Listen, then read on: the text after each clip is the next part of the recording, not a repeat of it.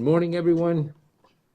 This is the meeting notice for the meeting of the regular session of the Yuma County Board of Supervisors. We'll also be sitting as all special taxing districts. This is the June 22nd, 2020, 9 a.m.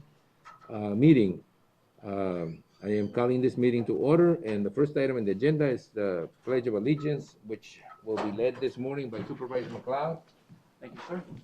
Please join me. I pledge allegiance to the flag of the United States of America and to the republic for which it stands, one nation under God, indivisible, with liberty and justice for all.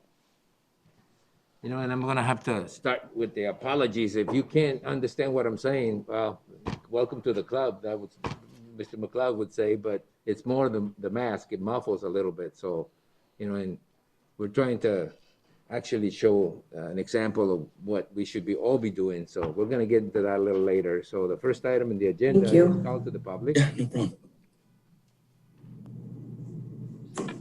Call to the public is it's made for the public's benefit to allow individuals to address issues within the board's jurisdiction. Board members may not discuss items that are not specifically identified on the agenda. Therefore, pursuant to Arizona revised statutes, action taken as a result of public comment will be limited to directing staff to study the matter, responding to criticism, or scheduling the matter for further discussion and decision at a future date. Anyone who's concerned about COVID-19 and doesn't want to be put into an open setting can submit an email. Call to the public statement at publiccomment@yumacountyaz.gov. This email forms of public comment will be accepted until 8 a.m. the morning of the meeting. All public comments will be read aloud during the Yuma County Board of Supervisors meeting that starts at 9 a.m. Do we have any comments to read for the record? I want to make sure this is not my car. Go ahead. That was it. Want to make Yeah, sure let me that's know if it's mine. Somebody's towing it.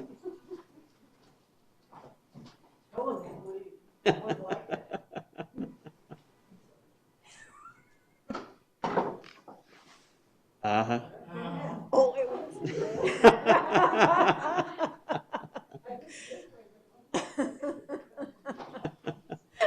It was. What? Yes. I recognize it's like a horse. Didn't have a tow truck hooked up to it, huh? Go ahead, Susan. Good morning, Chairman, members of the board. First, we did have one public comment, but it was received in the afternoon Friday before we had the revised proclamation where the county sheriff, board of supervisors, chairman, myself, county attorney, and health director came to agreement on the enforcement part of the ordinance or the proclamation. So I'll be responding to that individual to update him. His name is Michael. He didn't give a last name, but I thought I would just respond to that because the message is related to something that doesn't exist anymore. So. Yeah, and if you wait long enough, we'll talk about it at the end of the meeting. We have an addendum where we may briefly discuss just what we came up with at the end, okay? And on a second note, I would like to introduce formally Ian McGahey. He's our new Deputy County Administrator, and he started with us last Monday, June 15th. So he might want to come up and say a few words.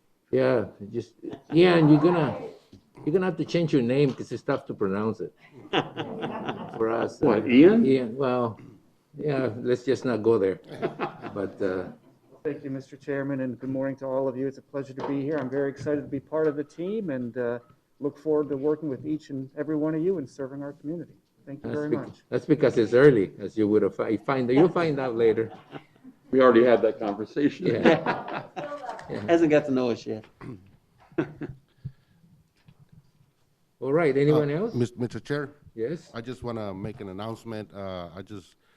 The Cocopah tribe lost a council member yesterday, I believe, J.D.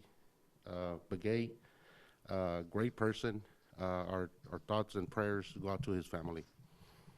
And to the tribe itself. To the tribe. Yeah, that's pretty tough. Just another one of those ominous signs of what we're going through. Anyway, on that kind of a down note, we're going to move on the agenda. I guess we dealt with items on the call to the public, and we'll move on to presentations, proclamations, and appointments. During this segment of the agenda, board members may discuss the presentations and proclamations and may announce appointments to the Yuma County Planning and Zoning Commission and the Yuma County Board of Adjustment. No legal action will be taken. Is there any, are there any announcements, any appointments that we need to make? I think we have a library appointment that's coming up soon. Just remind me, okay? Yeah. Oh, that's right. Arizona, the item, there, we do have an item in there, and it says Arizona Public Service updates regarding maintaining reliability during the summer months, and Regina Tume, APS Community Affairs Manager, Southwest Division, will be present. Is she here? No? You know, with masks, everybody with masks on, I don't know who is and who isn't. So, just wanted to make sure. Do we have a PowerPoint presentation? Or a YouTube video? It is, it's here, okay, all right. All right, then, that means. Oh, hi. Oh, it's a Zoom meeting. Can't hear it, though. I know you're saying hi because, you know, it looks like you're saying hi. But yeah, we can wave at her. Yeah, but it's gonna be tough for the audience to, we're experiencing technical difficulties, isn't that wonderful? Mr. Chairman, why don't you just reschedule her for the next meeting? Yeah, we're gonna have to, you know, again, this is the kind of, you know, it's not like an emergency situation. She's not letting us know of anything that she can't wait, you know, that can be done at the next meeting. I think that, yeah, we have the presentation, but for the public, for the general public, she may have to post it. Yes, Kevin? Mr. Chairman, we are trying to bring her in her audio. We are He having said some that small he's- difficulties, but we are back on Facebook Live. So. Yeah, we can do the presentation. Okay, we'll do the presentation, yes, yes. Today is ad lib day. Yeah, well, it's update day every day for some of us. For our customers, summer lasts a few months. For us, it lasts all year long. Our crews have been out inspecting equipment, lines, and towers to ensure that we are ready to safely and reliably deliver power to you and your family, even on the hot day. We plan years ahead to meet the needs of our customers and prepare for any situation that may arise. In the communities affected by wildfires, our team works closely with local agencies to coordinate our efforts. Across the state, we have the resources, supplies, and capacity to reliably meet your needs this summer. Monsoon season can be unpredictable, but you can count on the men and women of APS to do everything we can to power your family.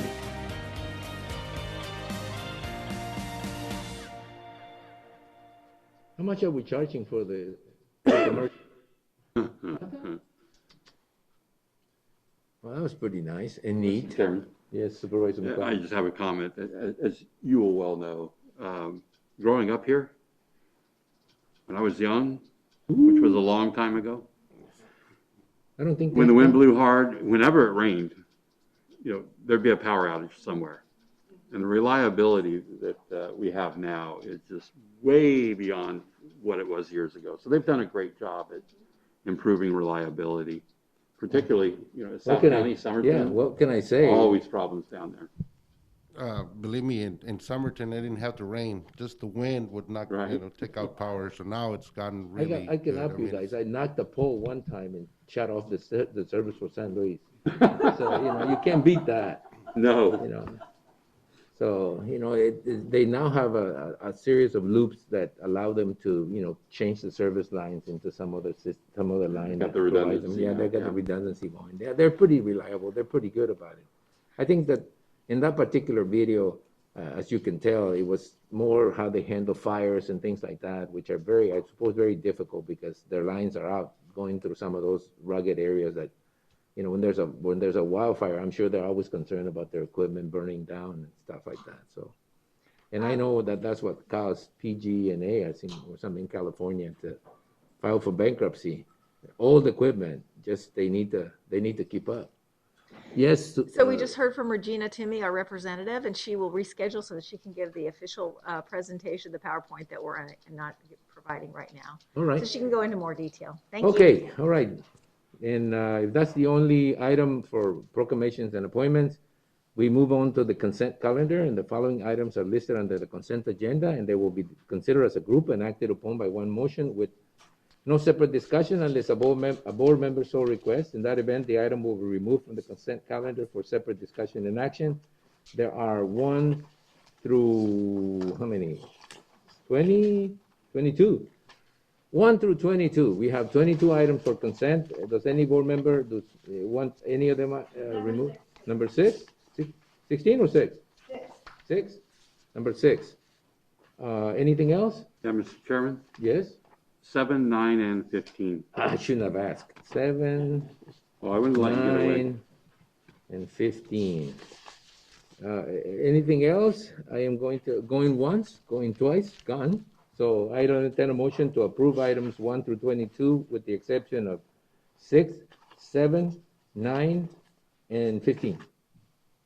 So moved, Mr. Chairman. There's been a motion and second to approve the consent calendar as presented with, 22 items with the exception of 6, 7, 9, and 15. All those in favor of the motion signify by stating aye. Aye. Anybody opposed? Yeah, that's good. Yeah, it's a good way to muffle him, yeah. Yeah, good way, We thank have you. to share. Yeah, meeting whenever, just got better. whenever he wants them, you don't give it to him. Okay, so all those in favor of the motion signify by stating aye. Aye. Anybody opposed? The motion carries, and then we move back to item number 6, which is county administration, and it is a motion to authorize the board of supervisors to sign a letter opposing the transfer of fourth priority Colorado River water from GSC Farms LLC to the town of Queen Creek, Arizona. I just wanted to thank all the parties that have been involved with fighting the removal of Colorado River water from the Colorado River communities, and thank all the board members for signing this letter of opposition. The town of Queen Creek is in the process of trying to buy Colorado River water and leave the piece of property in La Paz County without any water, and use it as part of their expansion plan. So the director of ADWR has to do a recommendation one way or the other to the Department of the Interior, and our opposition to that, because we are a Colorado River community, is first and foremost, and we're next on the list. So they've already tried Mojave County, now they're doing La Paz County, and we're next. So thank you, board members, for being willing to sign on support in opposition to the town of Queen Creek being able to expand on our water.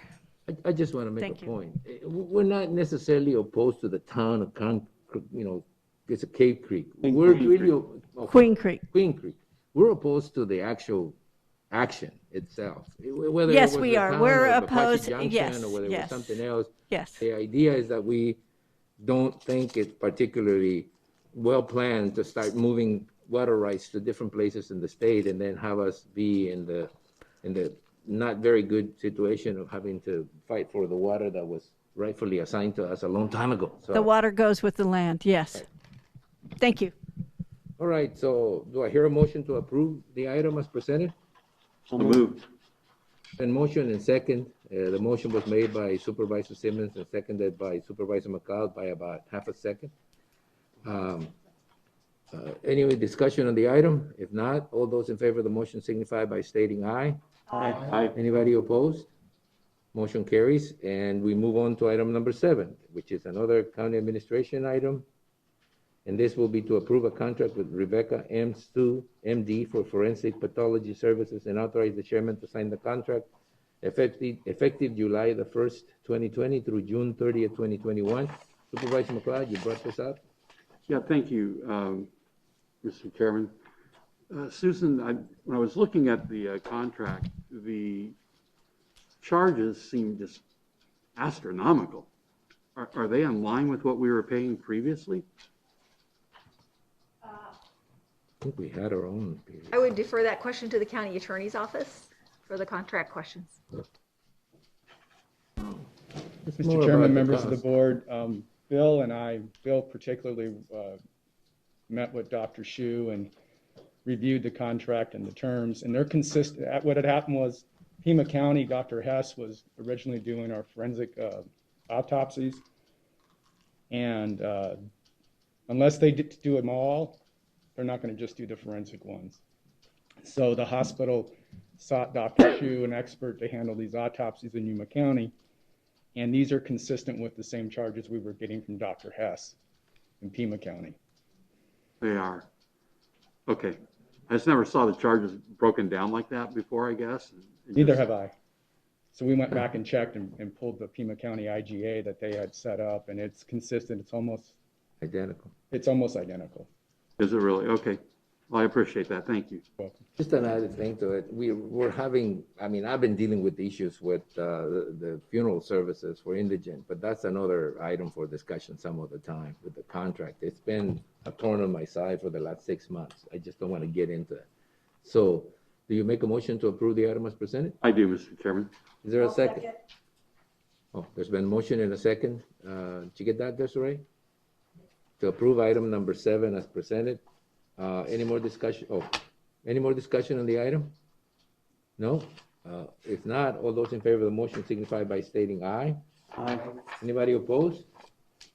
The motion carries. Then we move on to item 15, which is Development Services Planning and Zoning Division, a request by Barry Olson, agent for RBN LLC, to revert the 4E Industrial Park subdivision to acreage. You missed one, Oh. Mr. Chairman. Mr. Chairman? Which one? Item number 9 Number first. 9. I was doing that intentionally. Now, number 9, financial services. Accept the CARES, the Arizona CARES grant, and authorize the county administrator, Yuma County authorized applicant agent, to sign required documentation related to the acceptance and execution of the Arizona CARES fund, and adopt the budget amendment resolution number 20-100, establishing new fund and budget authority as needed for the $7,017,666 grant allocation.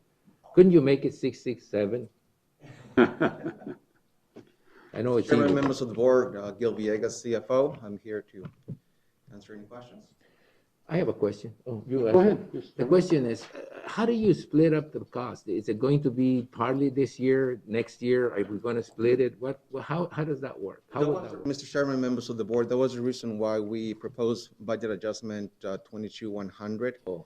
The $2.2 million that were displayed in that budget adjustment were for the actual expenditures for the remainder of the current fiscal year. The rest of the money was meant to be utilized in the next fiscal year. We have to be careful with the two different fiscal years. So that was the purpose of the item, to actually split it up and be able to allocate it at different fiscal years. That was the second purpose. The main purpose is, of course, to accept the grant and formalize the paperwork, sign the documents so I can send it over to the state office. So, Susan, I want a copy of that letter, or the original. I saw it in your desk. I didn't get to see it. It was nice to get something from the governor other than a scolding. Yeah, this is a grant that moved. I'm gonna frame it. This is a grant that moved very quick through the system, which we're very pleased about it. We got notification for this grant on May 27th, just right after adopting our tentative budget. By June 4th, we have submitted the application. By June 12th, we got the award notification. And last Friday, June 19th, we actually received the entire allocation, the entire award for Yuma County. So See, I'm going on vacation now. they're Good time. going to be deposited in the special revenue funds that we're going to establish today. And from there, we're going to start doing the allocation of the actual expenditures. All right. Any other question? I think that was pretty much, I was trying to that was figure- where I was going. Are you going to apply that retroactively and then moving forward? And primarily through the sheriff's office, I assume, and some through the health? I'm not sure if his letter of Thursday. It's right now, the submission, what I submitted was only the salaries for the public safety personnel. So That's the mostly two. for, Sure. yes, the patrol officers. Right. And once we get the detail for the payrolls, then we're going to be able to split to see what's 100 general fund and what would be the other special revenue funds. We have 3 positions that belong to the boat patrol, and those are funding on special revenue funds, so they're going to get their own allocation.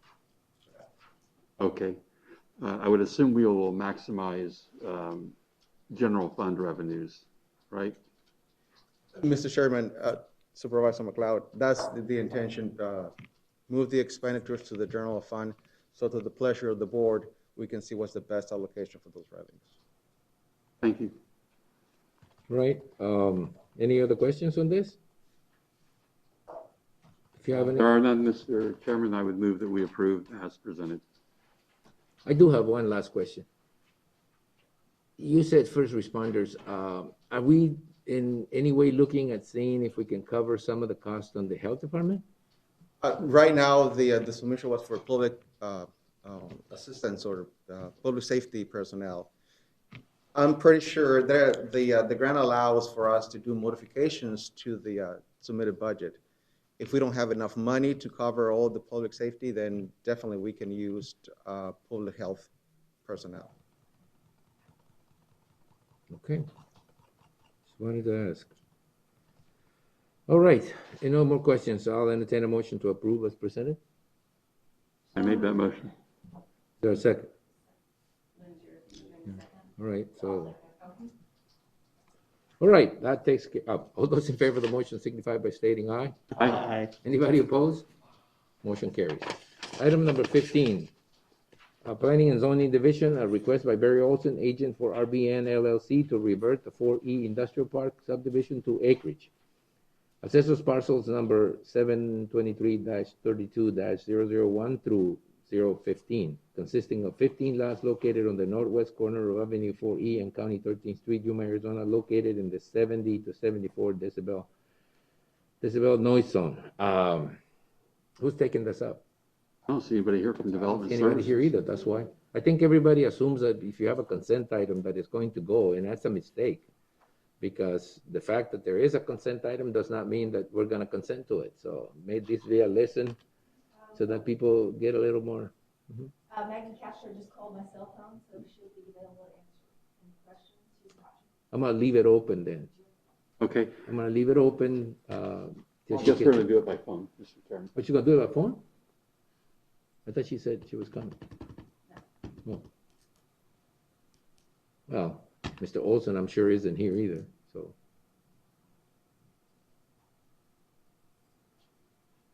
Yeah, life with COVID-19. Let me ask you a question. Can you hear me? Still turn down the sound? How will the public hear? Oh, you'll just speak. Or what was your question? I don't recall ever seeing anything that says refer to acreage. What does that mean? Revert to original zoning or what?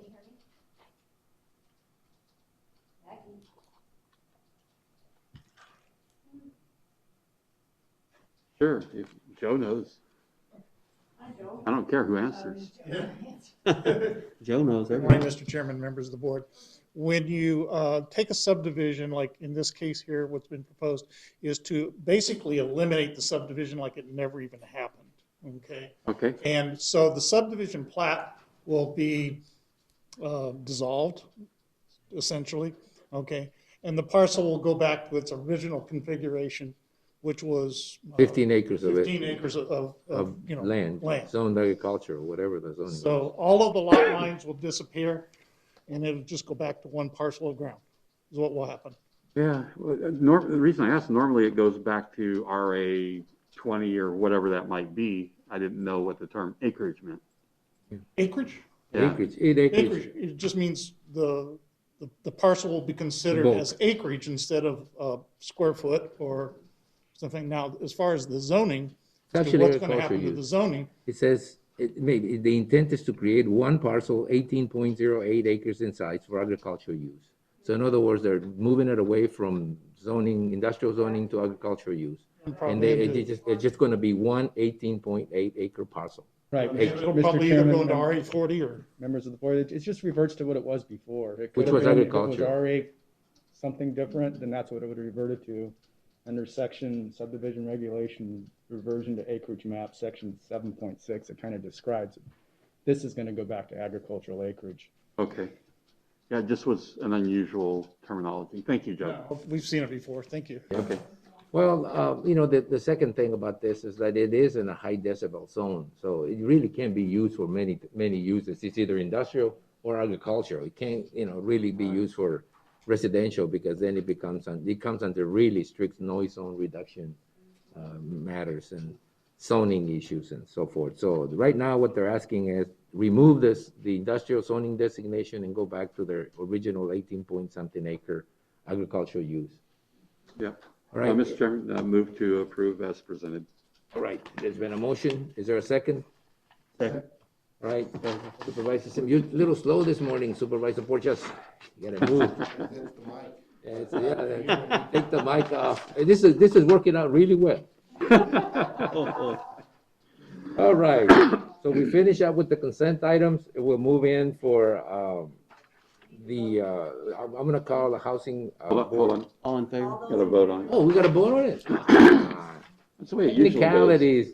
Okay, all those in favor of the motion signify by stating aye. Aye. Aye. Anybody opposed? This mask is, I need to breathe. All right, so anybody opposed to it? Did I say that? Nobody opposed it, so motion carries. That attorney is really sharp this morning. So now yeah, either that or the chairman's really slow.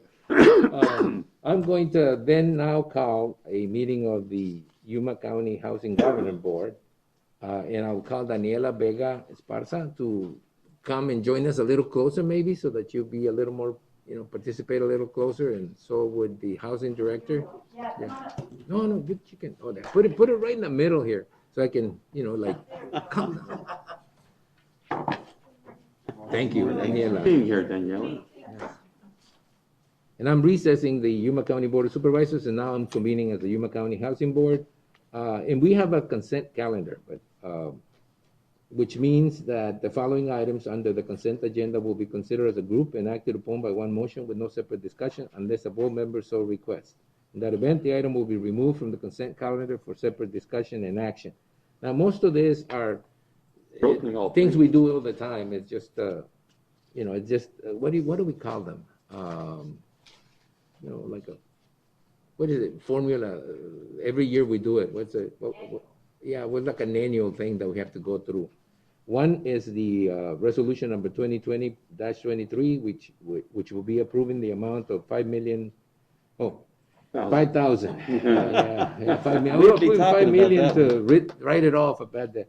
$5,164.60 to be written off as bad debt accounts. The next item is housing, to approve the calculation of the operating budget for fiscal year ending June 30th, 2021 for the Yuma County Housing Department Section 8 Housing Choice Voucher Programs in the amount of $3,236,679. And item number 3, also for housing, to adopt and authorize the chairman to sign HUD Form 52574, PHA Board Resolution number 2020-24, approving the Yuma County Housing Department's fiscal year 2020-2021 operating budget in the amount of $2,019,210. Does anybody want to pull any of the items out? If not, then I'll entertain a motion to approve all 3 items for consent as presented. Supervisor Porchas, your microphone's next to you. First motion. So she moved? Yeah. All right. So the motion has been made by Mrs. Vega Esparza. Is there a second? Second. Then motion and second to approve consent items 1 through 3 as read before. Any discussion? No, but those discussion, those consent items. So all those in favor of the motion signify by stating aye. Aye. Anybody opposed? Motion carries. Now I'm adjourning the Yuma County Housing Board and reconvening the Yuma County Board of Supervisors in regular session. Muchas gracias. The check's in the mail. Just don't expect it soon. You're welcome. Thanks. Thank you, guys. Discussion and action items. The board will open each of the following items separately for discussion and action as appropriate. The first one is Administration and Human Resources, discussion and possible action to approve the exceptional incentive submissions for fiscal year 2019-2020. So we have a lot of exceptional people. We've had over 62 submissions. Whoa. So good morning, members of the board, Chairman Reyes, Felicia Froster, Human Resources Director. And we had 62 submissions. of those 62 submissions, been able to identify the employees that have gone above and beyond or meeting the exceptional criteria that was established. So had those readily available to you, created a log for the information, so that this way contacted every one of those department members or elected officials to make them aware that the individual had met the criteria and being presented to you today. May I answer any questions that you might have? Yeah, yeah. Chairman? Yeah, go ahead. I'll stick my neck out. Oh, come on. Give me the knife. First, a couple of things that jumped out at me. One was the number of offices and departments that have no exceptional people working for them. I find that disappointing. I would encourage them to figure out why they have no exceptional people that they can recommend. I won't point them out, but they're there. Also, I noticed the majority, I think, of the ones recommended, and I believe everything presented to us was approved. Is that correct? That is correct. Were categorized as meets expectations rather than exceeds. So can you explain how they get recommended if they met expectations but didn't exceed them? So Chairman Ray, Supervisor McLeod, as you may recall, as part of the criteria, they needed to either have a meets or an exceeds on their evaluation. And so some of the individuals had met the criteria, and so the department head or the elected official was then submitting them as part of meeting the criteria to move them forward, saying in their department, this person had met on their evaluation, which then validates why I'm then recommending them and submitting them for the exceptional, not necessarily meaning that they've exceeded in that area. So we didn't stipulate saying that the individual had to have an exceeds on their performance evaluation and then submit them as exceeds. We then identified that they could be either or. Did that work well? It did work well because, as you can see, you had a large number of individuals who were submitted under receiving the meets category. And I think it also might have helped the individuals who sometimes they're providing additional service, but maybe they do not understand how I can actually exceed beyond that service.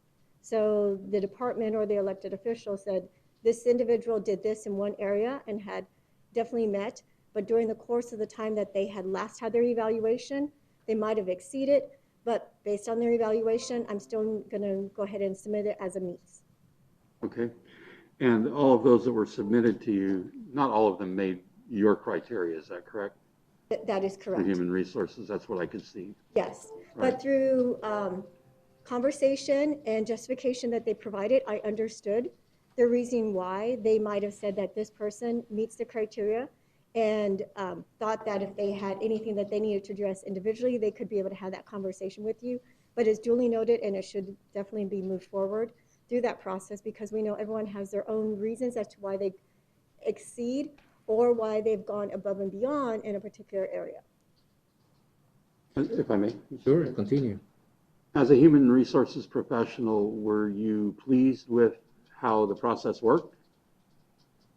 As a human resources professional, it was an interesting process because I believe that there are still several individuals that could meet that criteria, but maybe because of the ability or the number of, as we said, a percentage that would be eligible to participate. As you said, you noticed that there are several different departments or offices that may not have submitted, is because if they selected one, they might have several others who could have also been submitted, and it wouldn't be fair to only submit one when you know you have 6 other individuals that have also exceeded. So that was the difficult conversation having with some of those department heads. How do I go ahead and make that recommendation when I'm going to select one and I know that I have 2 others that should be submitted as well, but I can't meet that threshold because I will have exceeded based on my department of approved FTEs. That's how it's. So going forward, my thinking would be I would encourage them to submit all of them, and then the onus is on your office to figure out which one rises to the top, right? That way they're not having to select. You have an independent, if you would, third party that would be judging the criteria. I mean, I would encourage them to submit. Right, and Chairman Reyes and Supervisor McLeod, I appreciate being able to work with the department head or the elected official to aid them and guide them with their submission, but I don't work with the individual on a day-to-day basis, and sometimes, yes, I could be that, the out of eyes, getting a different perspective and giving them that guidance, but in the end, that department head, that elected official makes that decision and is able to say, I know the skill set that this employee has, and I can stand and address it, versus it could be viewed from an HR perspective that we aren't really being fair and objective. And that would actually then negate the part of the process that we're trying to be fair overall. If I could add a clarification. For example, if someone has 10 employees, so they're allowed one nomination. Right. And if they feel like, well, I've got 2 or 3 that clearly, to me, meet those qualifications, they don't feel like they can pick that one person because all 3 of them equally deserve it, so they submit nobody. So that's the rationale behind someone not submitting some, because they don't want to distinguish among people who are all great. So that may be the first filter is you can only nominate up to 10%. So if they have more than that and they feel like I can't really separate one from the others, then they would submit none at that point. So I think that's what Felicia is the name of the referring to. program itself, exceptional, should, I mean, you have to understand exceptional means way above, the group in this particular case. So if there's 3, they got to pick one exceptional one out of the 3. You can't do that with, you don't have enough knowledge. You don't deal with them day to day. Some of them may have something in their particular way that it makes them exceptional. I mean, they may all be good, but one is exceptional or 2 are exceptional. And if we start lowering the threshold by saying, you have 3 or 4 or something, it may get a little dicey, because then it doesn't really show that someone's exceptional. I mean, some departments may think all their employees are exceptional. But obviously that's not the purpose of this particular program. This is a separate, very high caliber type situation where they make you work for it. I mean, you have to meet certain standards that are beyond normal. Meet and exceed is really too broad for me in this particular case. It should be exceed all the time. I would think so, Mr. Chairman. He's not. I look forward to your report. He's not exceptional. I want to, hear back any recommendations. I was pleased to see the number of persons that were recommended, but to the chairman's point, I mean, you might have 3 really great employees, but in a department of 10, I mean, I don't know. I don't see how 3 would rise to that level. Maybe they do. But it should be a really, really high threshold. When you're doing employee reviews, to get an exceptional rating, when you read the criteria for that, I mean, it's really, really high. You almost have to be nominated for Employee of the Year for that. So anyway, all right. I'm good. Thank you, Mr. Chairman. And like I said, I look forward to your report and see how we can I'm sure improve the program if possible. Yeah. And I'm sure it's going to be disappointing to some of those departments who have exceptional people working for them that only have to choose one, but that's the way that you make this really exceptional. Otherwise, it just becomes another tool. I mean, and it isn't supposed to be. It's supposed to reward exceptional employees, which we have plenty of, I'll tell you. But it's difficult, I understand. But that's the job of a leader or the supervisor or the manager of that department. All right. Any other questions about this? If not, then I'll entertain a motion to approve the item, the exceptional incentive submissions. Are we approving the submissions or are we approving the results? You're approving the submissions because I have already approved the criteria. So this way, I just need the Board of Supervisors saying, yes, everything that I submitted is accurate, and that now this information gets moved forward to payroll. So that this way it can be submitted for this last full pay period in June. Okay. And it's basically the funding that you all are approving for me. Mr. Chairman, it is my pleasure to approve as presented. Is there a second to that pleasurable motion? Second. There's a motion and a second to approve the item as presented. Any more discussion on the item?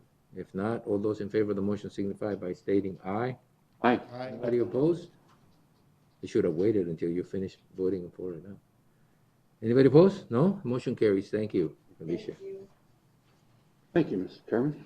And number 2, County Administrator, in all special taxing districts, action regarding the Yuma County annual budget for fiscal year 2020-21 as follows.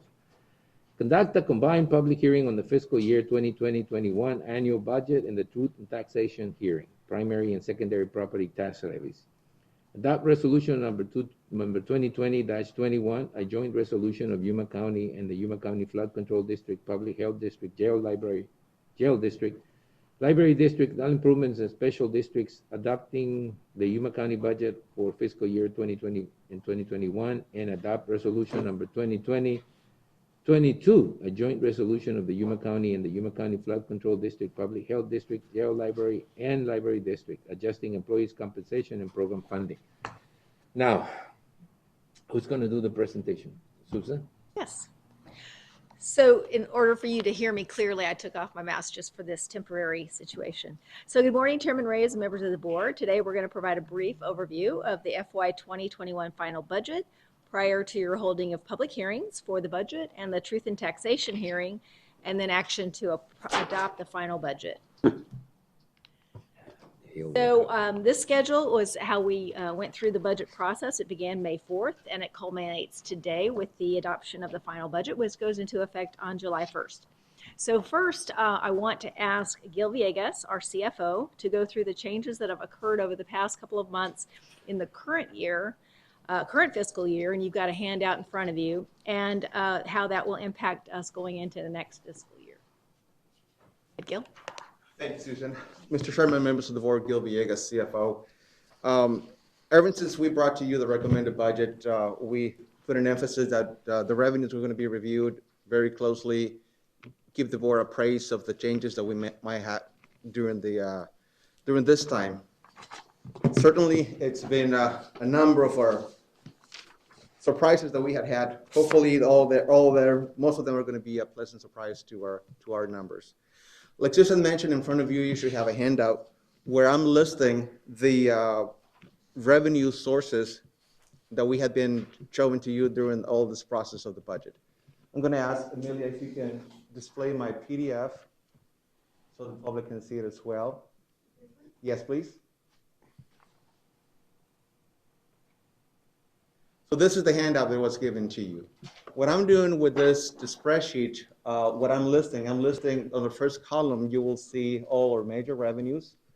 Next, the column titled Current Budget 1920, that's our current budget. That's what it was adopted for our fiscal year. The next column is the projected revised revenues, and this is the number that was brought to you when we were doing a recommended back in April. Then what I did as of last Friday, I ran down a report and getting all the information, all the revenues that we have received as of to date. So as you can see, we have 10 more days to the end of the fiscal year, but usually we allow for some receivables and for some late reportings for us. So the first item that I want to bring to your attention is, of course, our county sales taxes. You will see that our projection for the recommended budget amounts to $12,722,000. Right now, as of the last report from the Arizona Department of Revenue, we are at $12,811,000. We have exceeded our projection already, and we still have 2 more months to collect. April, it was a very pleasantly surprised number for all of us, for everybody. I would never expect those numbers, but I'm trying to figure out what happened. April showed a total collection of $1,272,000. My projection for April, March, and May and June was half of that, $645,000. So it is very obvious that our projection is going to be understated at the end of the fiscal year. How much? It depends how May and June does. So these are definitely good news for our general fund. Bless you.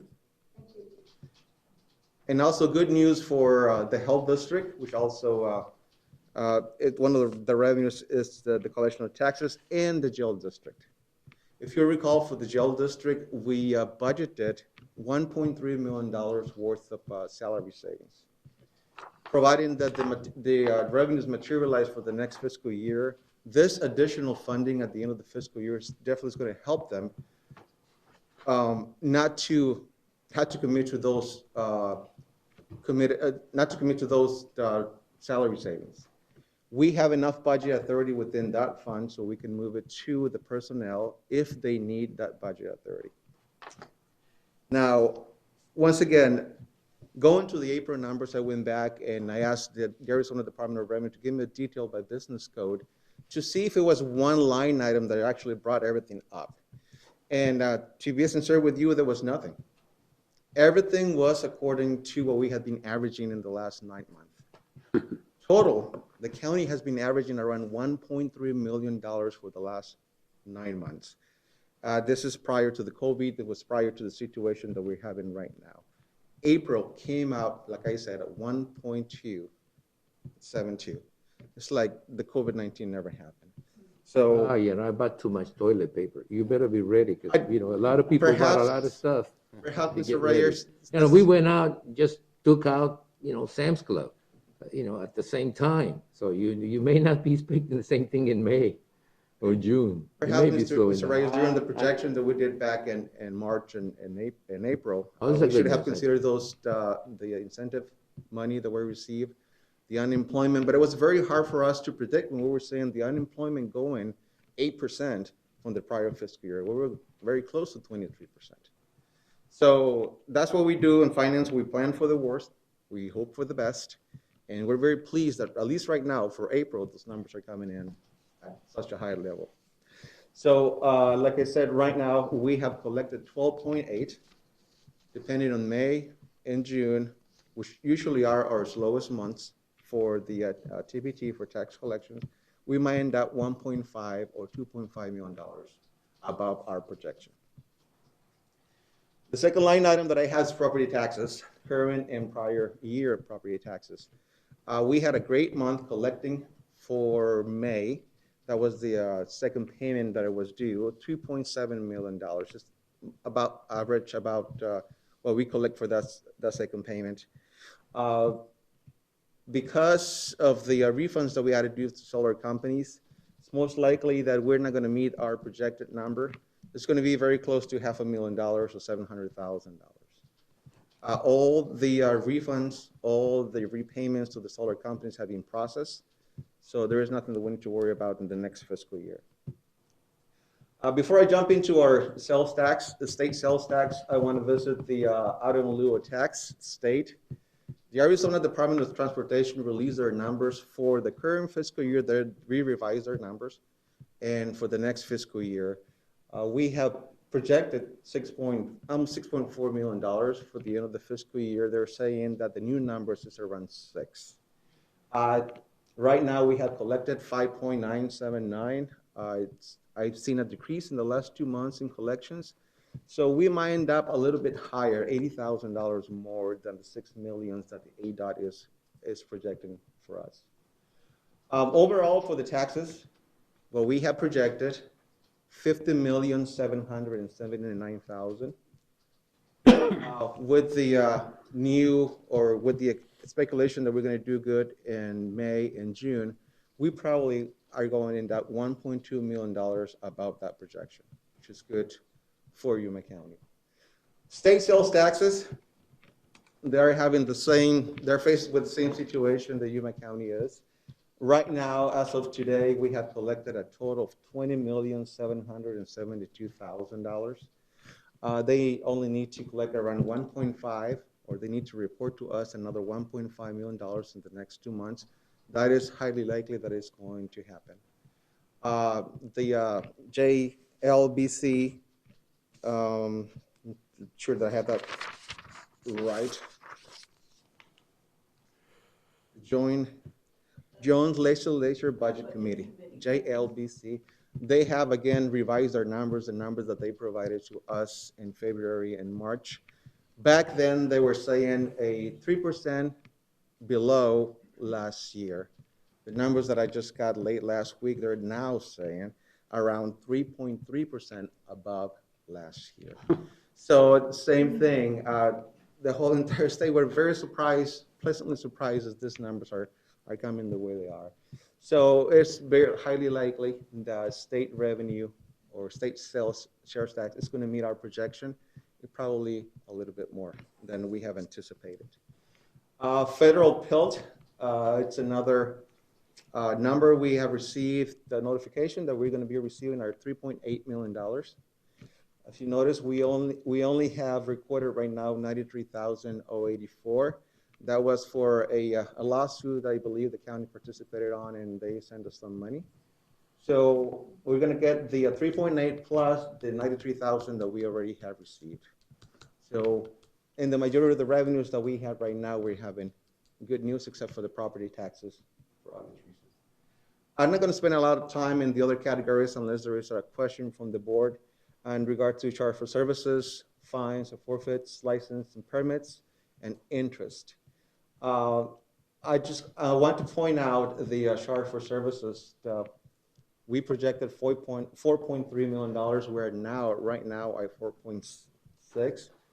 However, I've seen a decline in the revenues in that particular category. So as usual, during the summer, things slow down in Yuma County. So that's going to be the situation for us. So overall, like I said, we plan for the worst. We hope for the best. Seems to be that the end of the fiscal year, we're going to end up the projections with around $2.5 million more than projected. I know it's a lot of information and I went through it very quickly. Are there any questions from the board? I'll be happy to answer.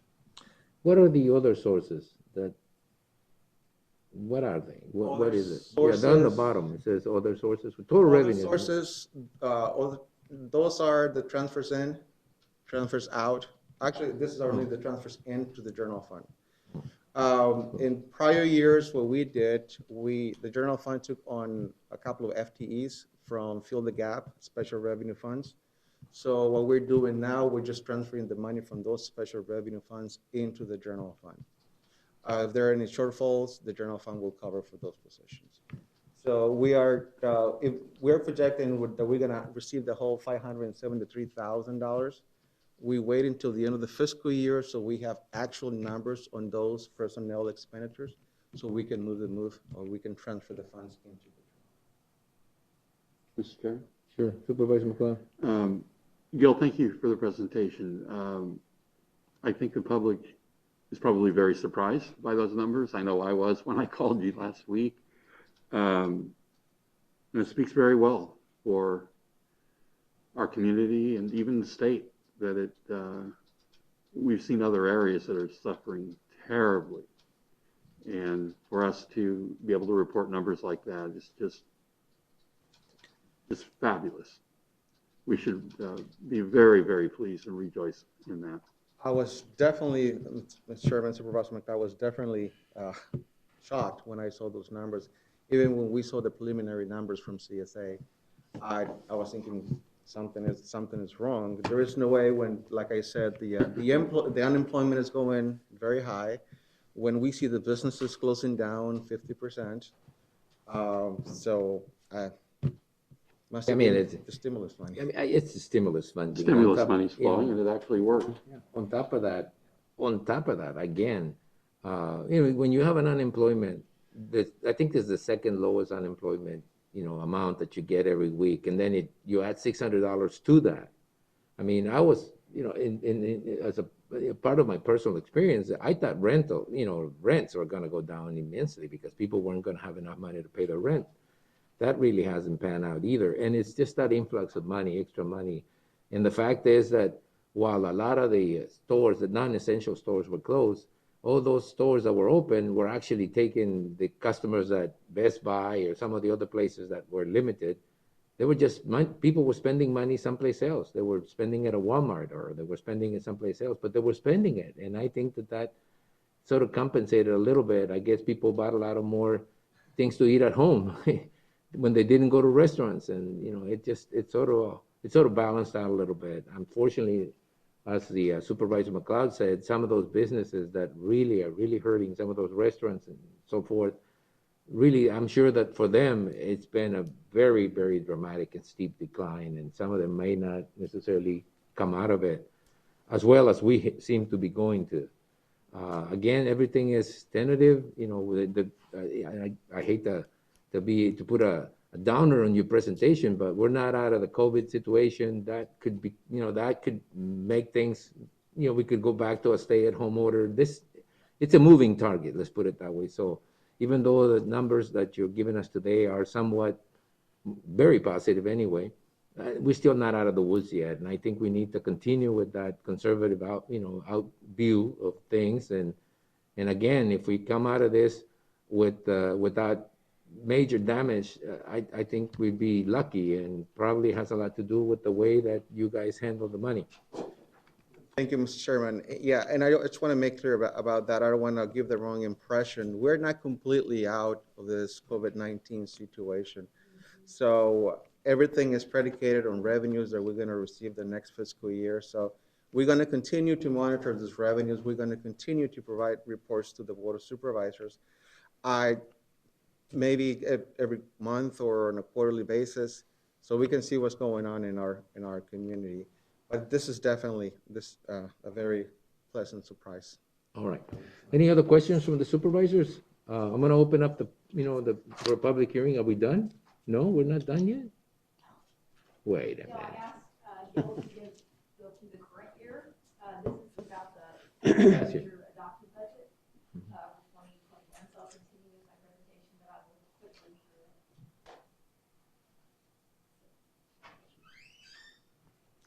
Yeah, well, there's a saying that I normally use about quitting while you're ahead, but if you want to do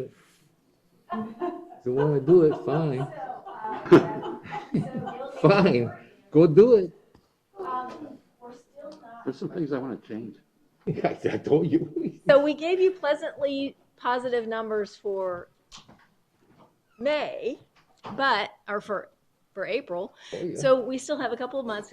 Gil's showing that it looks surprisingly positive. However, there's still a lot of unknowns, and the stimulus was a one-time stimulus, and that's not going to continue. So we still have, even though the numbers are revised up, they're actually down from our adopted budget. So you have to keep that in perspective. A lot of things played into this current our proposed budget as we went through the budget process. There are a lot of obligations that we continue to have year after year, state obligations as well as pension obligations, our vehicle replacement funding, which definitely needs to be continued. I know we're putting some of that on hold. And then we have our fund balance policy, which we are adhering to, which is a good thing. So staffing, you approved a net increase of 5.37 positions. We had a total request of 13 positions. Here are the changes that happened as a result of the board's decisions. You actually added 2 deputy sheriffs from the tentative to the adopted budget. The overall change in all of our funds is 2.66%. In the general fund, the change is 0.45% going into next year. And our fund balance at the bottom there is 20.34%. So we're still in compliance with our 20% fund balance policy. The final tax rates, the board did reduce the tax rate by 2.06 cents overall in the general fund, and then the other funds overall tax rates remain the same. You adopted a levy of $32,269,307 for a tax rate of $2.50.82. Again, this shows that the board has, over the last 9 years, adopted a levy lower than the allowable levy under statute. And again, if our median home is to $163,000, so if you look at all of our tax rates, a property valued at $163,000 will have a reduced property tax bill from the county of $3.36. So I do want to acknowledge our budget review team, which included Tony Struck, the budget director, Lucia Gomez, budget manager, Felicia Frausto, HR director, Tiffany Anderson, management analyst, and Gil Villegas, our CFO. So with that, we have any questions, and then you would open it up for a public hearing. No, I just wanna, before you do it, because you're probably gonna do this, I want to tell you, really, that there's a, I mean, I'm not gonna use the example, but, I mean, obviously, when things are well and they're good, it's easy to plan, it's easy to budget, it's easy to do a lot of stuff. But when things get tough like this, when things get a little dicey and it moves back and forth, that's when you really know you got good people working for you. And I do want to make the point that, as far as I'm concerned, we got one of the best, if not the best team of budget analysts and budget, people that work in the budget, including the administrator in Yuma County and probably in the southwest part of the state, if not the whole state. And I just want to make sure that we acknowledge that, because things don't come out well unless some really intelligent and good people work on them. And I think that, we didn't want to, just because we've been through a lot of ups and downs over the last 2 months, doesn't mean we lack the appreciation for what you guys have done, right? All right, go ahead. Mr. Chairman, I would like you to acknowledge the fact that you looked at my notes just now. I must know something about you.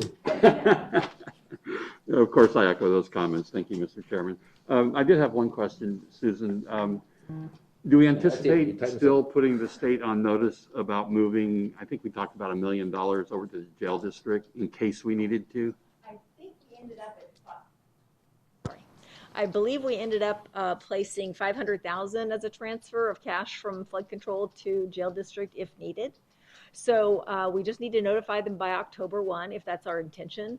We can notify them, and then at the end of the year, if we don't do it, it's no harm, no foul. But we do, if we do think we're going to, then we need to notify. That is still our intention. Okay, thank you very much. We got about 15 changes I'd like to talk about. Leave them for tomorrow. Today is not a good day. Is there any other questions or comments? Okay, I'll bring it up tomorrow. I'm going to open it. Did I open it already for the public hearing? No, I think I did. And so I'm going to open it anyway. It's open for the public hearing now. Does anybody on the public would they like to address the board?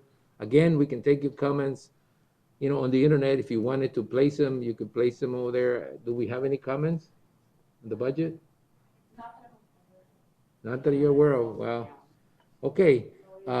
Since there is no comment, or there are no comments from the public, and there's nobody here to make that comment, I'm going to close the public hearing and bring it back to the board for their decision. And their decision would be to adopt resolution number 2021 and to adopt resolution number 2020-22. That's it. Those two resolutions will approve the budget for all taxing districts. And I like to remind people when they get their tax bill that we do not control all the other special taxing districts that go into that. And that essentially we're tasked with the things that we are tasked with are the local, the taxes that we control. Every time people get their tax bill and it goes up, I tell them to go take a look at your school district, or, most of the time, because as a board of supervisors, I can tell you over the years we have, if there's anything we try, or something we try every year, is to keep your taxes low. So with that, I'll entertain a motion to approve those two items, resolution number 2021 and number 2020-22. Mr. Chairman, can we do a roll call vote, please? Sure, we can. It would be my pleasure to make that motion. Is there a second? Second. It's been a pleasure to have a motion and a second to approve this item. What did you want? Roll call. Roll call. Okay, we'll take a roll call. Supervisor McLeod? Aye. Supervisor Porches? Aye. Supervisor Pancrazy? Aye. Supervisor Simmons? Aye. Chairman Reyes? Aye. Motion carries 5-0. Okay, what is this taking a roll call thing come from? Is it the new the attorney wanted a roll call?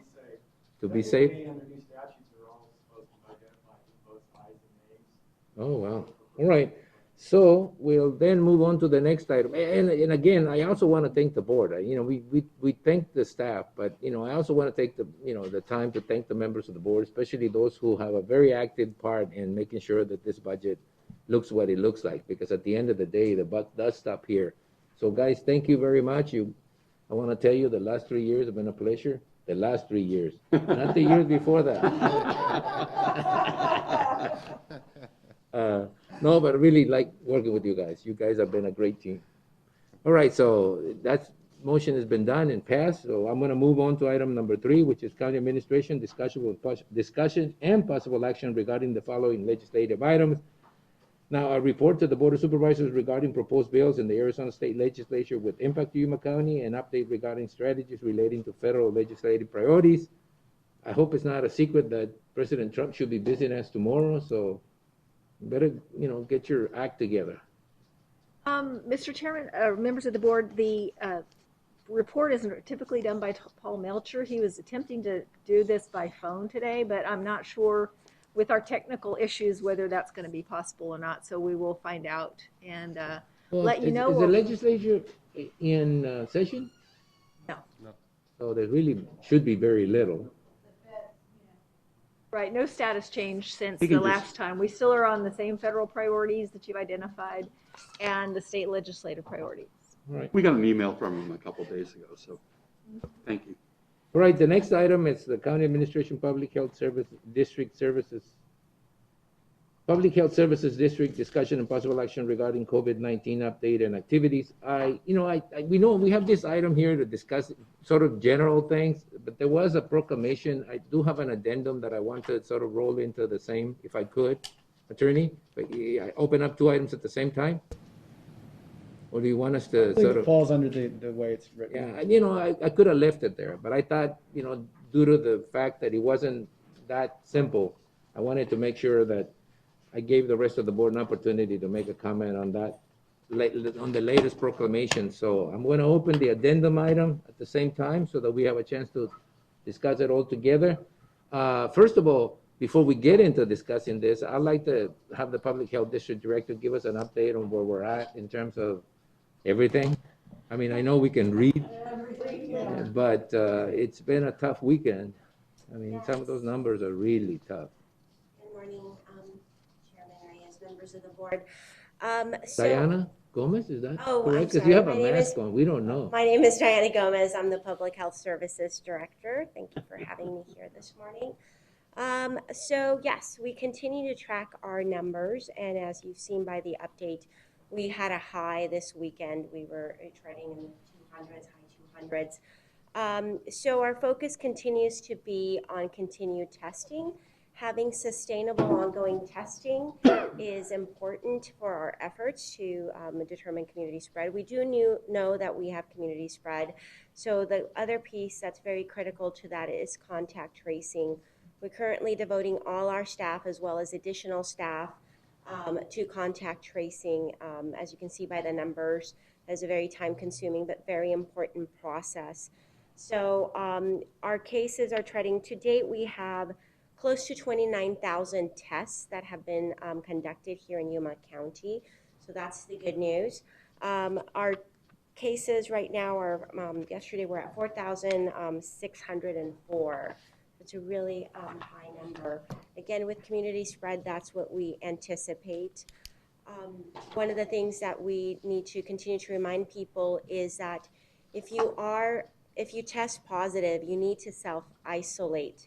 And you need to do that for at least 10 days, and the and is important, 72 hours after your symptoms have subsided, so gone away completely. And that includes the cough, the shortness of breath. Because if you, even beyond that period, the 10-day period, if you still have symptoms, we don't want you going back to work. We don't want you until those resolve. That's the tricky part when we discuss recovery rates. If you have not have not tested positive, but you have symptoms, then you also need to stay home for at least 72 hours, which is 3 days, until those symptoms have resolved. So that's important for people to remember. So when you go out and you get tested, or you participate on some of these events, over the weekend or in the evenings or any of these testing events, it's important that as you're waiting for your results, particularly if you're symptomatic, you stay home. If somebody in your home has tested positive for COVID, the CDC recommends that you quarantine for 14 days after your last exposure to that person. That 14-day window is because you can be asymptomatic, meaning not show any symptoms, but still have the ability to transmit the disease. So when we tell you self-isolate if you have symptoms, that's for people that already know they're sick. We're asking you to stay away from other people for that period. Self-quarantining the quarantine process is for people that may not know they are sick. but they were exposed to somebody and have the ability to transmit the disease. We get a lot of questions about the difference between isolation and quarantine. And I know we're going to go into the face mask. We're going to discuss the importance of face coverings, especially, in preventing the transmission. So I think it's important to, again, remind people that we do this to protect other people. That's one of the most important things we can do. We have no vaccine. We have, unlike flu, we have no vaccine available. We're testing, you see the news, you know that there's different antivirals, different treatments, but this is a novel virus, and we're still working through the mitigation strategies. But what we do know is that certain things like wearing face coverings when out in public, maintaining social distance, so the distance of 6 feet, continuing to wash your hands frequently, using hand sanitizer when that's not available, more importantly, staying home when you're sick, are things that have been proven to work.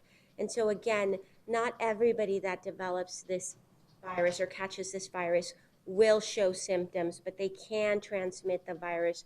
Not everybody that catches this will develop serious symptoms, but those that do can develop life-threatening symptoms. So we wear masks not just to protect ourselves, but more importantly to protect others, especially our loved ones and those people in the population that are most vulnerable for complications from this disease. And with that, I'd be happy to answer any questions, or if I can stand by. A question that's been presented to me, I didn't know the answer to. So a person who goes to one of the testing sites and tests positive, if they go back in, say, 7 or 10 days because they want to see if they can go back to work if they're still positive, is that counted? Let's say they test positive. Is that counted as an additional case? Or does the system identify them by name and not include them in your statistics? The system registers that. When you see those tests, those are test administered. So you will look at the case, and if we can catch it, we can make that. But when you see the reports in the surveillance system, it's counted as an additional number. An additional case? Mm-hmm.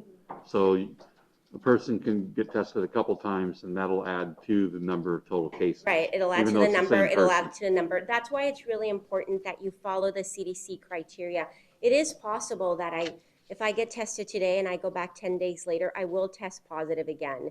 And maybe, and I could go back a few days later and test positive again. That's why we're talking about the criteria. You know, depending on which test you use, the accuracy of the test, the sensitivity of the test, you can test positive for, more than 10 days. That 14-day window is only because we know that it takes 2 to 5 days to show symptoms. And typically those symptoms improve, in most people within that 10-day period. So to your point, yes, that's why we tell people it's not necessary to go, or please don't go back and get a second test. Look at your symptoms, because if you're still having cough and you still have the virus in your system, you're still going to be able to transmit it. So it's important to take both things into consideration, the importance of self-isolating and monitoring your symptoms. Yes, ma'am. That's Chrissy? So, thank you. So this 29,000 tests, some of those could be people who have been tested more than once. That is correct. That is not 29,000 people tested.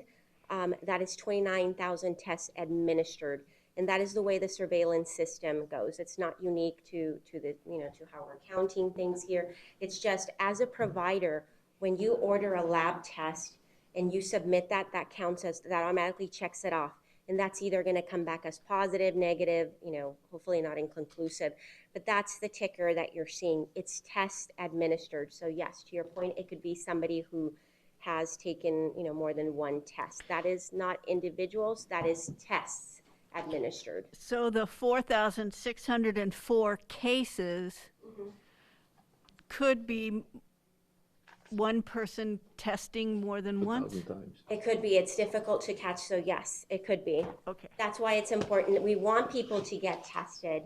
And once you've received your results, or if you think you've had another exposure, that's important. We want you to get tested, but we want you to follow the CDC criteria. So not necessarily go back and get tested 5 days later. Thank you. You know, Supervisor McLeod, You know what? It flew right out of my mind what I wanted to ask. okay, well, Oh, I want to ask I know what it something. was. Go ahead. You know, right out of the gate, it's beyond your control, but I'm aware of a person who was tested. It took like 11 days to get the results. That has to make the contact tracing like It does. very, very difficult. Do you see that improving? Or when you talk to the state, are they doing something to improve that? Or just that's way too long. So we worked with the state. That's one of the issues, one of the concerns that you have when you're doing contact tracing, that you want to be able to identify the case as soon as possible. That's why it's important. When you go to a testing site, hopefully the testing site is telling you, to self-isolate, to follow these rules. If you can get a quick turnaround, we're able to notify you. But if you're not contacted, sometimes people are under the misconception that no news is good news. So they think, well, nobody called me. It must be because I'm negative. Otherwise, they would have called me right away. Not knowing that there is a backlog in some of these, labs. And when you have big testing events, throughout the state, which is important because it's the goal of enhancing that surveillance piece, but there's that delay. And so when you're looking 10 days out, the other thing that I want to encourage people to do, when you go to these events, it's really important that you provide all your contact information. We need your phone number. We need your address. We spend a lot of time trying to fill in, that information. And so that is also time consuming. And so when you have a worst case situation, which is you have a backlog, in the time you get the results, so 10 days maybe, and then you don't have the information and we have to spend the time to look for that information, that is a delay in our ability to contact you. That's why it's important that people know going in that if they don't get their results right away, they should still follow these steps. And if they've been told that they will get their results in 2 or 3 days and they don't, they should contact the testing facility and follow up. That's very, very important. You want to say something? Yeah, I have a couple questions. Go ahead. On the deaths, can we find out or from where people have, or where they were from, maybe which city, within Yuma County? So where they got the test? No, where they live, or where they were from. All the ones that have passed away from COVID. Oh, can we find that information? Yeah. We can go back through our EPI data and do that. Mm-hmm. Again, we haven't been able to do that yet because we've been focusing on contact tracing, and that's been the priority, getting to talk to those people. But was that something you want me to follow up on? Yeah. If I was asked. Yeah, obviously the numbers that the hospital's giving you of deaths don't match sometimes the number that we report, and that's because I guess some people may not be from Yuma that may die in the hospital, and that's what probably prompts the question of, okay, do we know where these people come from?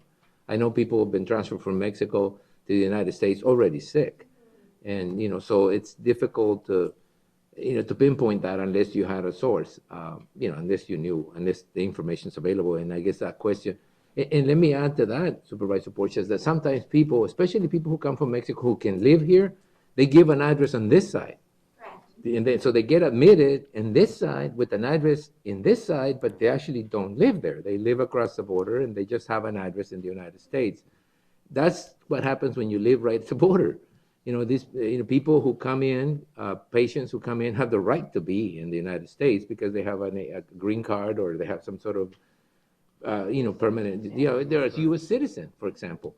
But the fact is, some of them may not be necessarily residents of Yuma County. They end up in the hospital because they feel that the care is better, but they may not be from here.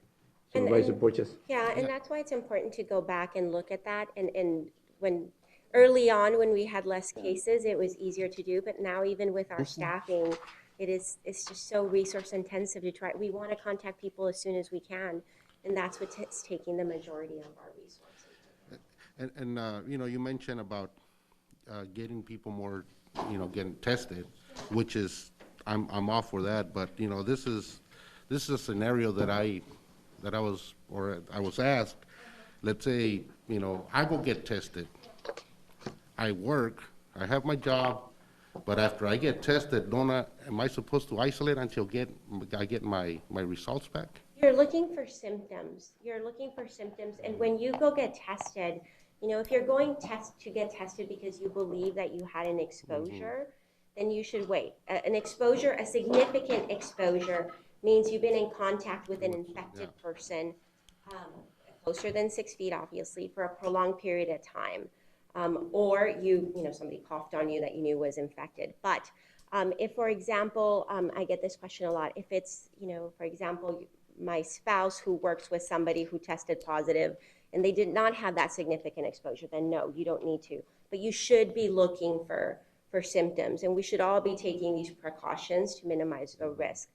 So I know that's a concern, and we don't want to discourage people from, you know, not getting tested because of that. Yeah. So it depends on the perceived The risk. situation. So it's 2 times removed versus I interacted with you and we had lunch, and then, you know, you informed me that you tested positive, then yes, then I should self-isolate. Because the thing is, you know, like for people that work, but they get isolated, they isolate at their home, but they can't go to work, and then they're gonna get paid. So a lot of people say, well, I'm not feeling anything, but, you know, I'll go to work, and then it makes tracing a lot It does. It more makes tracing difficult. difficult. And And I see it as a never-ending, Yeah. you know, And it's- tunnel that. In Supervisor Porches, there are different policies. They're applied on an individual case, because I know that because I took my stepdaughter, who's a nurse, to get tested. And when she went in and gave him the symptoms, they said, we're going to test you, but regardless of whether you come out positive or negative, we're going to give you a letter that says that you can stay out of work for 7 days. Now, that's because when they're going to test her, and she was already she'd been around people, you know, that she works at the prison, she's a nurse. And so, you know, the doctor, if there is a doctor that you see before you get tested, the problem right now is we're doing testing. Well, that's not a problem, but we're doing testing on vehicles, right? This morning before I left San Luis, the line was half a mile long. It went, you know, like around the corner, and, you know, people are getting tested.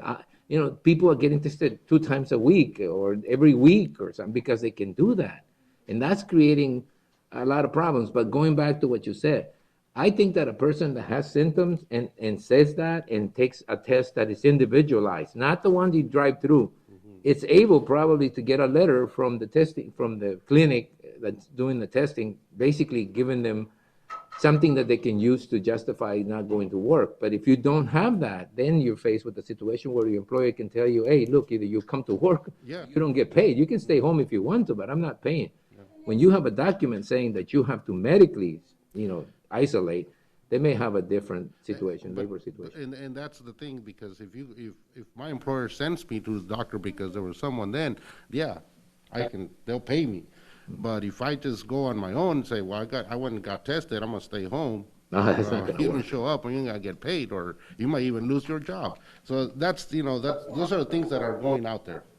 And most businesses have their policies, internal policies, but to your point, that's why it's important that we share the CDC guidance, which does not require you to go get tested again. It requires that you monitor your symptoms, that, you know, that you are symptom-free for 72 hours, that it's been at least 10 days, because those are the things that we know.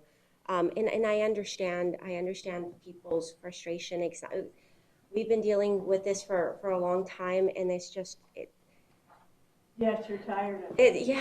it's just exhausting, and people have to, you know, make a choice, and they have to work, and so it's tricky. And so from the contact tracing, that's what we hear, those stories, exactly what you said. So And I understand it. It's just Come in getting and to the go. point, and I believe this is, I mean, just making sure, or you know, just promoting safety, the social distancing and the mask, and you know, on that, I want to thank the chairman for doing that, you know, that proclamation, and all the other mayors that and city councils that have done that. But also, just one last question. You know, we see the number is 4,600. One of the things that that I ask a lot is, I get asked this question is that out of those 4,604, we started testing 2-3 months ago. So it would be at least good to know what numbers do we really have, like from 3 weeks ago. That way, that shows a better number that says this is what we have active, at least, from the testing. Because 4,600 cases, unless it says, this is what we have had in Yuma County, not that we currently have. Because that's a big number that we currently have. But if we started testing 3 months ago, obviously the ones that were tested, according to the CDC guidelines, 14 days, and you shouldn't have it, It's a question you get all the time about how many Right, people. so that's like the recovered Yeah, metric. how many recovered. No. It shouldn't be recovered because you don't track if they're being but I just what we have at least Right. active numbers in the last 20 days or 30 days at least, not since we started. And that's, because I mean, yeah, at and least that's to why show- those charts and those graphs that you use can kind of see Mhm. see you gauge that, so you can see the increase.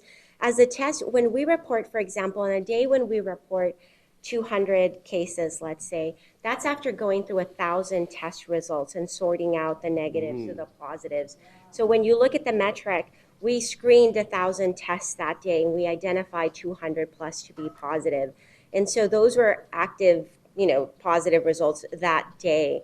And so that's how those metrics are turned out that day. If you, and I understand why you're asking for it, but if you start cutting it off at 14, active infection cannot, does not necessarily mean that 14-day does not cut it off as active. So that could be, misleading in a way, and give, just like the duplication could be misleading. That's why we want people to just be very, very mindful. We want people to get tested. But again, the best prevention that we have right now is these types of mitigation strategies where we all do our part and we do the best we can. And yes, nothing is 100%, but as part of a layered approach, we can help slow down the spread of the virus. And right now, that combined with the hospitalization numbers and engaging the acuity and the type of response we get, those are important factors and metrics to follow so that we know really where we stand. And as you're seeing the hospitalization rate, you have to keep in mind that, again, some patients are transferred. You have to look at the ICU to see the level of, severity that's happening. And again, when we look at, for example, these, the wearing of the face coverings and the mask, that's who we're doing it for.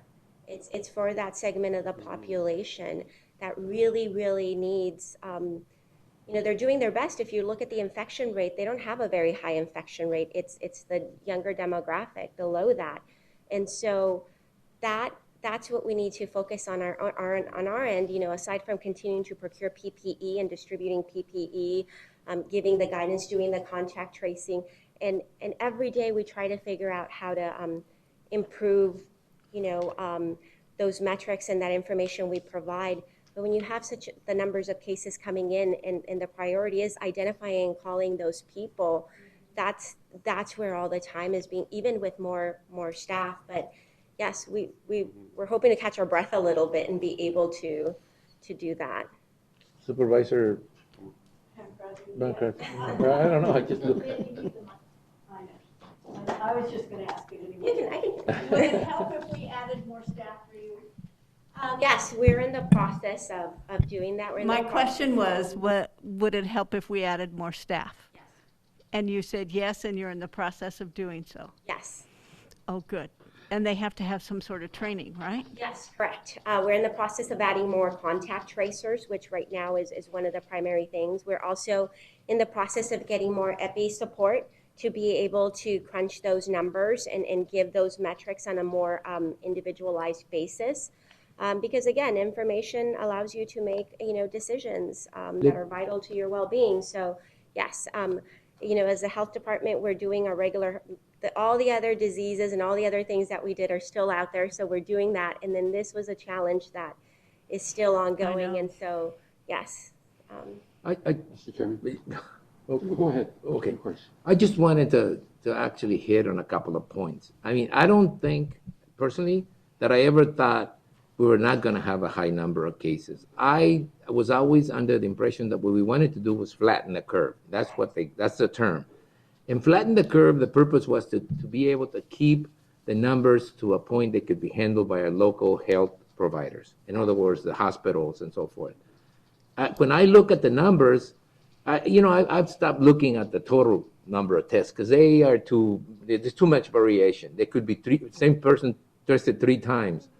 What I look at is the hospital occupancy rates because that really tells us, and if you see the headline from yesterday, that really tells us what we're at in terms of whether we have a crisis, a health crisis, as opposed to just a simple spread of the virus. Because as we well know, the virus doesn't hit everyone the same way. And what we're concerned with is the people who get hit that are really, their immune system is down, they got some sort of underlying condition that makes them very vulnerable.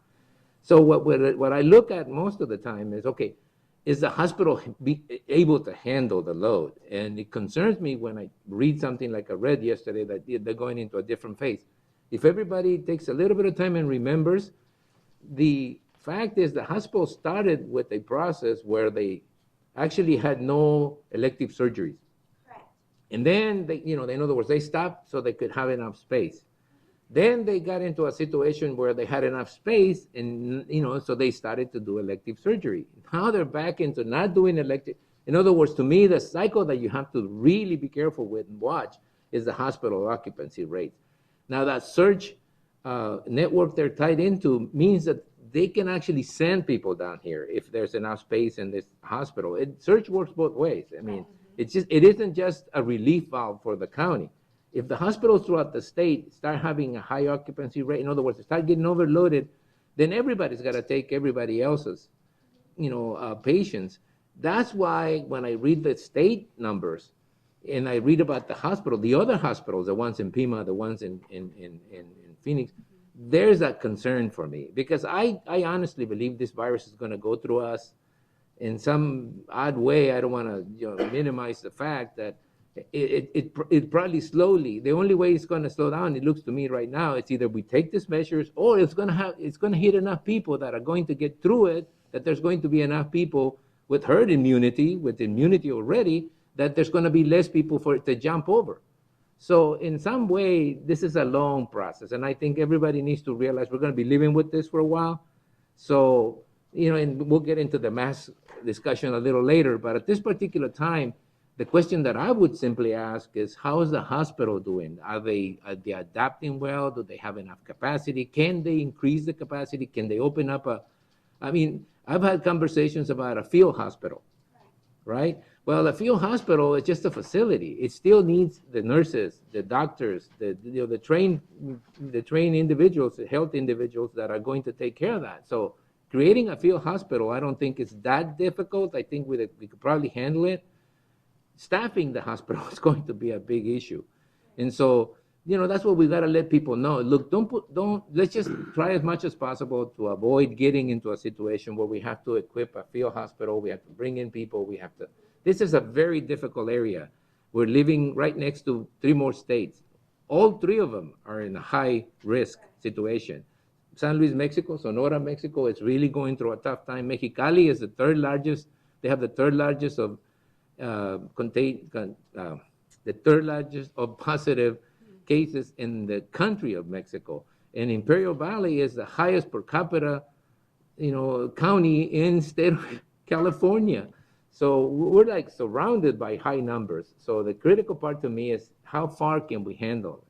How much can the hospital take? How ready are we if it gets over, I don't know, phase 3. I don't know if they have phase 4 or they're going backwards. I don't know. Phase 1, They're phase in 3 2. now. They're in 3 now. Is there a 4? So, when again, in the hospital, not to speak for the hospital, but those are the challenges when you have, when healthcare system. And so, yes, they're planning and they're very mindful of that. And to your point, yes, there's a threshold where you reach a certain capacity, you can no longer do elective procedures because you have to be able to have those beds available. And they are using the surge line. And yes, the surge line can work, any which way. It's set up so that no one particular healthcare system in Arizona gets overburdened. And so they've utilized that, and they're aware of that. And to your point, yes, in the event that we needed to set up an alternative care site, which, you know, otherwise known as a field hospital, the challenge again would remain the staffing. So it's one of those things that, again, you know, monitoring those numbers, and it is about, you know, again, going back to the mitigation strategy, like wearing the mask. That's why you do that, to not overwhelm that system. Because yes, people that are, you know, we always say the over 65 have a higher risk, but really there's no age, you know, it's an underlying condition. It's about your immune system ability to respond. If there's anything we've learned about this virus, it's that it's unpredictable, and we're learning something every day. So, you know, doing things like this, like wearing a face covering, is important in slowing the spread and allowing the healthcare system to respond appropriately.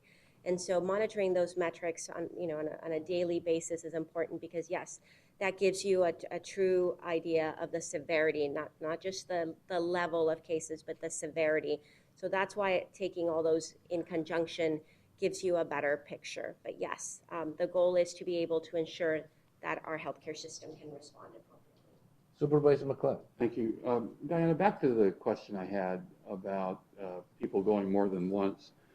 Is there a way for the system to identify by name people who are going in multiple times, so you could adjust that number, or know how many people were actually testing positive more than once? When you go to your healthcare provider, obviously they would know, you know, in an individual basis. I'm not sure if the testing facility has the capacity when you have these events where you're testing large numbers of people to know, you know, that you've been there more than one location. That's the difference between one of those, you know, types of events and you going and getting tested with your local healthcare provider.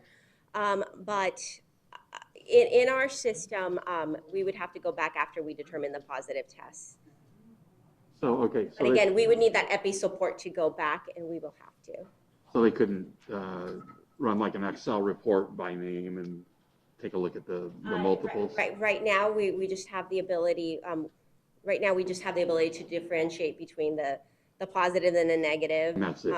Yeah, and identify those and get the addresses. And so sometimes if you don't have the address, then you can't match. There's a lot of things that are required to match that record. And so sometimes when we do come across that situation, we're able to do that. So if everybody had the right, you know, name, the right address, the right phone, and all the metrics match, that would be a lot easier to determine. Anecdotally, what do you think that number is? Do you think it's probably very low? I don't want to make an estimate No way, because no. I just, Okay. I'm telling you, when you're sitting there on a Saturday or on a Sunday and you're going through 1,000 tests and you're just trying to make sure that you don't miss a positive result. It's tough. That's all you're focused on. Mr. Chair. Thank you. And these are all being done by individuals. I mean, the tests are done. You go through them by hand. It's not like a computerized thing, right? We go back through it. So what happens is when a provider administers a test, that test is part of a surveillance system. And so the results of the test are entered into a database. The provider is also required to reach out to us and let us know. So then we compare, you know, sometimes we get the data faster through the surveillance day, sometimes it's the provider. And then we have to make sure that that data matches. And then we go back, and even with looking at the information in the database, you have to look at all the information. And even if it's a person that went back more than one time, sometimes the information does not match. And I think sometimes it's people trying to get the test and they're concerned that if they use the same, they might not get tested. It's hard to, you know, people are scared and they want to know. And so it's hard to understand what drives that behavior other than you want to know. And, you know, I understand that. But it is a challenge. You have a question? Wait. You're sharing a microphone, right? With a mask. on the staff, you know. Can we get somebody to spray the microphone? If you have if you talk to actually employees from the hospital, they can tell you there's a lot of them got their hours cut, reduced. So when you talk about, staff, believe me, they have plenty. They wouldn't be cutting hours to staff. Yeah, well, I have somebody that works It might there, have been and, then, I don't think it's now. and, well, again, the decision the hospital needs to make. What I heard is that it's a war zone out there. I mean, that they really are dealing with some serious issues out there, and I suppose it's not any different than any other hospital that's dealing with this. I mean, you walk into that ward where they're, with that COVID-19 ward, and I suppose that it would look a lot different than you normally see in a hospital. But I think the bottom line is that at this particular time, the only way to curtail this situation is by individual responsibility. People need to know that this is serious. I mean, I read the article from the state saying that, we have 46 or 47% at times of the people who catch it, who test positive, are people from 20 to 44 years old. That means that 50%, close to 50% of the people that are catching it don't really care because they really get it and then it goes away. I mean, they don't understand the responsibility they have for their parents or the grandparents or somebody that within that range. If you look at 80% of the people who die are older people. That 20%, the other 20% get distributed sort of evenly through the other ones. And, that really has me worried. I think we're asking the people, the generation of people who really are busy living their lives and don't really understand the secondary impact, to be more responsible, to be more, to pay attention and take care. And it's really the difficult class of the different age that we all think we're going to live forever. So, we go everywhere. But anyway, that's enough pontification here. I think I got to get to wearing the face mask proclamation in a minute. Do we have any other questions for Diana? So just a reminder, well, to your point, just a reminder that it is important that we all do our part. And as the agency responsible for the contact tracing, who gets to talk to the people that did have just everybody. We talk to the people that have mild complications, the people that showed no symptoms, people who showed no symptoms, but they had a relative who became infected through contact by them and they did have a complication. The stories are heartbreaking, and many times symptoms improve only to get worse. And it's a physical and it's an emotional roller coaster for the individual, for the family as they, as they try to heal. And so please, when you look at these mitigation strategies and you question them, that's why we're doing it. That's really the reason why we're doing it, for those people. And hearing some of those stories, and I don't know if people will feel comfortable eventually sharing their own stories, but I think those are stories that are worth telling and they're worth listening to. Yeah. Thank you, Diane. Thank you, Diane. You guys are doing a great job considering the circumstances you're doing it in. I mean, this is a very difficult situation, and there's so much misinformation out there from the fact that it's hot and if you stay out, it's seasonal, and you get all these stories, and it's so difficult to keep up with it. So it must be extenuating to be who you are and be where you are right now. So, thank you again very much for doing the job, and hopefully this won't last forever. I'm just thankful we've got Diane as our director. I agree. Thank you. I can't imagine going through this without her Without her, yes. at the helm. So Thank you. All right, Diana, thank you. Let me address the last issue that we have in the agenda. Sit for a Want me to minute. stay, or do you want me No, to sit? stay, Probably. stay. Not there. Not there, sit down, it's okay. Do you want me to bring in the outside person, or do you want? He just has some equipment outside. He was worried about it waiting, and I told him I would. Okay, well, bring him in. His name is Pedro Ramos, which I think Mr. I've seen Ramos. him before here. Yeah. So if he wants to say something, let him say something. So before we get into the next item, which shouldn't take too long. Up, he left. Up there he is. Mr. Ramos, Pedro, pásale, come in. I don't know which item you want to talk about, but I always leave the public comment area open all the meetings. So please let us know. You did talk about the mask. the mask thing? Okay, because when I walked in here, nothing against her, but she's telling me to put the mask on. But what you guys don't realize is, I have a sinus problem. All right, I got to breathe through my mouth. Okay, and my nose. Okay, and this mask does not allow me to. Okay, all right, because when you exhale, you inhale the same thing. Okay, so I have difficult breathing. You understand? But that's not the only thing I wanted to say. Okay, I go around on my bicycle all around town. All right. And what I do, because nobody's talking about it, okay, everybody's talking about the numbers, about infections and people that died and all of that.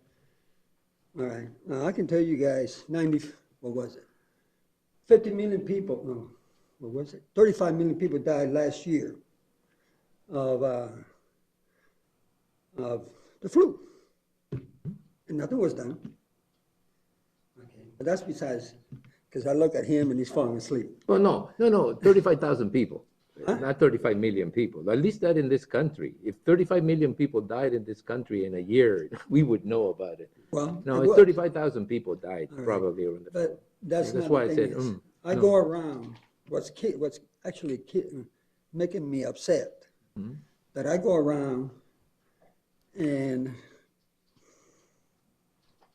me see.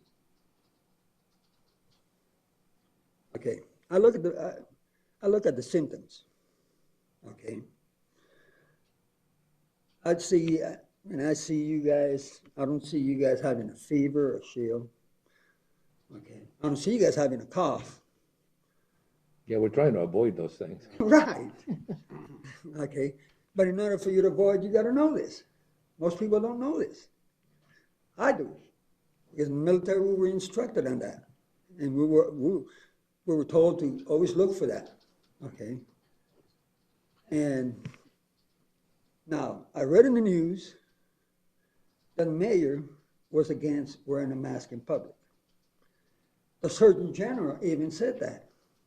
I don't know if anybody's even taking the word of the Surgeon General. And the Surgeon General said that when you're putting the mask, okay, you're getting less oxygen, okay, intake. And it's going to, in the long run, it's going to make you sick, okay, something like that. I can't remember it all. But we old people over there at the senior center, we've been talking about it, all right? But what I'm saying is, when you guys make your rules, please take my disease into account. Yeah, because it's hard for me to breathe. Okay. Okay? Got it. Thank you. You're welcome. All right, so, okay. Now, talking about the proclamation, and that's the last thing I put the proclamation in here because I didn't actually remember that we could have talked about it during the prior, item in the agenda, which is when we could have talked about this. And I wanted to make sure that I had a chance to clarify some of the misconceptions or misinformation that went out about the proclamation. The proclamation is an emergency proclamation. It is something that the mayors of the cities or the supervisors in this case can do. And it was done relatively fast, but I thought that we did it the right way. We called the county attorney, and discussed the format of the proclamation, and then we sort of issued a proclamation. And unfortunately, and I've already spoken about this in public, we did not understand totally the fact or the impact that it might have had on enforcement, because we did include in there a statute. And I think by including that statute, it created a situation where the enforcement side of things got overshadowed everything else. And the sheriff, who technically and basically was going to be in charge of the enforcement, and because he hadn't been consulted, put out a press release. That didn't help. But, you have to understand, everybody comes at it from different ways. So what we did on Friday is I've got to give credit to John. John put together this meeting of the sheriff department and the legal department and the administration, myself, and the health department to deal with the fact that when you put something like this out in an emergency, the law of unintended consequences always kicks in. You're doing something really fast, and I wanted to make sure that you all understand that as soon as I found out we could do it, my personal views about it are that it helps. Not that everybody's going to like it and not that everybody's going to follow it, but at least we wanted, I particularly thought we wanted to give tools to the business people who wanted that tool to be able to use it and to give some guidance to people who may not understand. It was another opportunity to get out there and just talk about the importance of wearing a mask. I know that Diana's done it countless times, and I know we hear it all the time, but it was never intended to take away somebody's personal rights or things like that. It was just it's supposed to be, and it still is, the best way we can give people guidance, and the best way, it's another tool in the toolbox of trying to help out. What I wanted to report on is that we basically came to terms on how we're going to handle this. The sheriff obviously does not want everybody calling his office and telling them, the neighbor is not wearing a mask and, whatever. There's a, he's got a barking dog, but they don't wear a mask or, whatever. There's always a bunch of nuisance calls people get. And people have a tendency to call to complain. They don't want to wear a mask. They don't see the need for it, et cetera, et cetera. And so I understood the sheriff's position that his dispatchers just weren't designed to be giving people information like that. So the decision was to create a sort of a hotline that would answer these questions through the health department and let the health department, screen these calls to make sure that they weren't just, people just wanted information. We wanted to, we put together a website.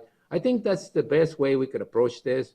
A lot of this is just misinformation. A lot of what we need right now is, to get the information out, to answer some questions of people who may be concerned about one thing or another. And as I've said before, this proclamation can be improved on. I've gotten a bunch of calls about how do you keep a mask on a 2-year-old. That's really, that I actually gotten those calls more than anything else. And I realized that it's very difficult to keep a mask on a 2-year-old. And we may have to move that up a little to 5 or 6 years. Even a 10-year-old won't keep it. But, we want to emphasize, and this is why we're taking the opportunity today to emphasize that this is just, again, I don't want to take the teeth from the proclamation, because I think that people who willfully go out there and knowing that they have a problem, just amplify the problem. We want to make sure that those people who are actually willfully just trying to test the system will have to test the system. But I didn't want people, regular people like ourselves who understand the complexity of the issue, not to have that tool in the toolbox. And I felt responsible for that. And again, this was a decision made by the chairman. It wasn't made by the board, and it isn't designed that way. I did not feel that I needed to put you guys on the spot to make this decision. I know some of you may not agree totally with everything that's in that proclamation, but I just wanted to make sure you knew that it was done with the best intentions. And as you well know, the best intentions, it's how you get the help faster sometimes. But in this particular case, I did the best that I could under the circumstances that I was presented. So now I wanted to bring this up and give you all the opportunity, if you want to say something about it, to do it now. Supervisor McLeod. I'm loaded. Mr. Chairman, if you'll indulge me for a few minutes. I want to get something out there. I was contacted by Michelle Almer. She's the executive director of the Arizona Retailers Association. And during our conversation, I asked her to send me something about their position on retailers. And I wanted to get this out there for basically for the public and the persons who are working in the retail industry. Retailers are prepared to post signs to remind patrons about the mandatory or recommended wearing of masks, make periodic announcements on in-store radio systems, and sometimes post someone at the door to encourage and remind customers to wear masks, as well as socially distance. However, we don't want to put our employees in the position of policing the wearing of masks. Some of the examples that would cause a conflict between mandatory enforcement by the retailer and retail policies are as follows. A customer enters the store and refuses to wear a mask. The retail employee should not be put in any danger if the customer is aggressive, and it would violate some store policies for the employee to engage in any confrontation. This is simply for the safety of the employee. The customer enters the store and refuses to wear a mask and offers an exception, such as medical issues. The employee should not inquire as to that medical condition or any other exception. Additionally, other customers are not likely to know that the customer has medical issues, and therefore, if a complaint was made, it would be possible to validate, defend, or enforce. The customer enters the store with a mask, but then removes it at some point during the shopping visit. The store employees would not know if the customer had an exception to the regulation or not. Another concern is the penalty being placed on the business. If the retailer has done all that can be done to enforce the regulation, mandate, or recommendation, they should not be held responsible for the individual's actions. And I am sure that is entirely the intent of the proclamation. And if I may, Mr. Chairman, I want to offer a very, very strong objection to part of the proclamation. And that is the requirement for a private business to post a sign mandated by county government.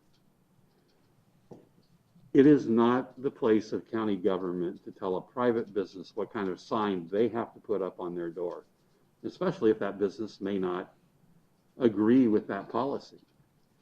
And to tell a business that a person who enters, let's just say they're traveling from a place that doesn't require masks, they don't have one, the store's not handing out masks, is the store to lose the revenue from that individual simply because they don't have a mask? I think the encouragement of wearing masks is fine. I understand the reasoning, but I am vehemently opposed to county government telling a private business what kind of sign they have to post in their business. And I would appreciate another proclamation removing that requirement. Okay, we'll take it under advisement. Anything else? Chairman, I'm in agreement with Russell on this one, or Supervisor McLeod. It's just, how do you enforce this, and we're telling private business what they can and can't do. I've been to several places around and no posting is done to tell people on the businesses as it is now. So it's... You think it's an overreach, basically? Yeah. I take that. I understand that. And just like the health department monitors health and safety in a business, I think that at this particular time, we all understand that what we wanted to do was give people who needed a tool, not exactly, a strong mandate that has with it a certain amount of overreach is what I call it. Right? We overreached a little bit. So we're going to be looking at the legal part of this thing and see. I don't think we want to test this with, different businesses. I think that what we wanted to do is give businesses who want to use it a tool to use it, because just like we're concerned when somebody comes in from the outside and doesn't have a mask. The gentleman was a prime example. He came in, he went over down there, he coughed on her, and all of a sudden everybody got a little, that is, I think that is what we're living with right now. And I think it's very difficult to find something that appeals to everyone. And I think that everything is flawed. I mean, and I understand that. But when you look at the resolution, that proclamation the city of San Luis made of 8 pages of different regulations and stuff, you will see that we try to make it we try to make it broad enough so it gives people leeway and whether they want to use it or not. But at the same time, we wanted to have enough in there so that the regulatory agency, that's what we call now the health department, the regulatory agency that is going to be handling the information. And I think a lot of this is going to be more people asking information than anything else. I do want to tell you guys that I do understand what you're asking, and I do understand what you're saying. And I tell you, if we can find a way to make sure that people who need it can use it, and people who don't want to, take that at their own responsibility, we'll find a way. We'll try to find a way, okay? As I told you before, when we put in, kids 2 years of age or older need to wear a mask. I'm saying, okay, well, that may not be. So I understand what you're saying. You're saying, look, we shouldn't be imposing on businesses more regulations than necessary. The county is basically, to me, a situation where there is a philosophy about less government. There is one. And I do take it seriously. I think what we did was pretty much doing something relatively quickly. We were coming into a weekend. It was Father's Day. This happened on a Thursday. you know, we did something fast, but I mean, there's nothing that can be improved on. And I'll, Yeah, and I seriously would- take a look at that. And if I may, Mr. Chairman, I do appreciate that you put that PDF or whatever it was in there so that businesses could print it out and they had something. You made it easy for them, and I think that was appreciated. I just simply object to the paragraph where it's mandated that you will post this on your entry doors. And I think it's just a little step too far. Well, maybe we should have said you Just may think do that this. you may- that- Instead exactly. of saying you I'm all should on do board. this, you may do this. Yep. You know, giving them a tool that if you Attached need is to. a poster that you can print out and place on your door. Like I I'm all said, I for mean, that. it can be improved. I mean, you know, Well, Mr. Chairman. as we did with the sheriff. I mean, I remember the first time I read that and I said, what the hell happened, right? I mean, we should, you know, I was blindsided by that. But then I understood he had some points and he made his points and there were reasonable points and we adjusted to that and we made the change. And I think that this is an opportunity for all of us to go back to what we've always said. It may not be perfect, but we need to show some unity. You know, we need to make sure that people know that we care, that we, you know, that we're looking at giving them tools to handle this crisis, not forcing those tools on them, but giving them tools if they need to. And I think that that's a responsible thing to do. I mean, as an individual, you have a certain amount of responsibility. As a board, I think we have a certain amount of responsibility, and none of this stuff is going to be perfect. But I wanted to give you guys an opportunity to say what you just said. And I'll tell you, we do take this seriously, and I'm going to look at that and see if we can moderate that to become a may do this instead of a should do this, or, you know. Well, Mr. Chairman, if we leave it up to the individual businesses, then the people coming to those businesses have the right to decide. I'm not going to go in there because they don't mandatory or don't make the mask Mandated. mandatory. I'm going to go somewhere else. Yeah. But it gives them that option. No, and I get it, really, I do. I mean, you've convinced me. We gotta find a legal way. We just don't want to weaken the proclamation so much that it leaves it back to, okay, well, do what you want and do when you want and do what you want. We have to find something that has enough authority behind it, but at the same time, enough flexibility so we don't start encroaching on people's individual rights, which is what we're trying to do, right? Avoid making that the issue as opposed to the health issue that we're trying to deal with. You know, I don't want to get caught up on the individual rights of people who have medical conditions and so on and so forth. I want to be able to get to the point where we educate people and we give them tools. Yeah. And I think that's the purpose. That's what I liked about your amendment, was it took the criminalization out of it. Yeah. Why are we going to criminalize somebody for not wearing a mask, whereas education is the answer? Yeah, no, and I get it. Chairman, I'd like to state that I appreciate you having this discussion because you don't have to. You know, you do have that authority, but as you've stated before, that's the way this board works, and I've always appreciated that. And I appreciate that you allowed us to give our opinion, and so I commend you for that. And I understand that none of it was trying to be, you know, have a big None of it was malicious. or anything like that. There's nothing like that. I understand that. We've been asking for the opportunity to make that point, and I think that when the governor gave the opportunity, we took it. And sometimes some people were better prepared than others in what they were going to do. Again, I think the mayor of San Luis had like a 3-page legal opinion about it, and they added it to the proclamation, and then they went in intimate detail about every one of them. We felt okay, but you know, what can we do that sends a message out relatively quick and get, you know, before this weekend, and that's what we came up with. And again, if it's a flawed document, you work on it. That's the thing. I mean, you don't, you know, it wasn't intended to be a heavy-handed document. I think Susan and I talked about whether we put in the misdemeanor thing in there, and then we ended up putting it in there, but maybe we should have left it out and looked at it as a tool that we can give people to use if they want to, not to use because you have to. And I think you guys made your point. We'll look at that, okay? Thank you. All right. Anything else? If nothing else, thank you guys for approving the budget. I know that that's basically what they pay us the big bucks to do. So thank you very much for the effort. I want to thank again everybody. I want to thank again specifically Diana for the work that she's doing. I think that when I found out that there was a call for you to make this mandatory throughout the county, and I understood that people were looking for cover. You know, your situation is certainly a difficult one to be in, but I can't think of a better person to handle that than you. So Susan, again, thank you very much for keeping the budget process in line until we got to this point. Thank Gil and the budget review team again, because they made our job a lot easier. And thank you guys all, and have a good weekend. Not done. Not done yet. We have something else? Events calendar. Oh, the events calendar. I thought we covered all the events. Oh, that we no, needed to cover. Lynn would have a fit. Yeah. Hey, I don't care one way. Okay, President Trump's coming in tomorrow. All of you who got invited can go. Me. I've got 2 other meetings.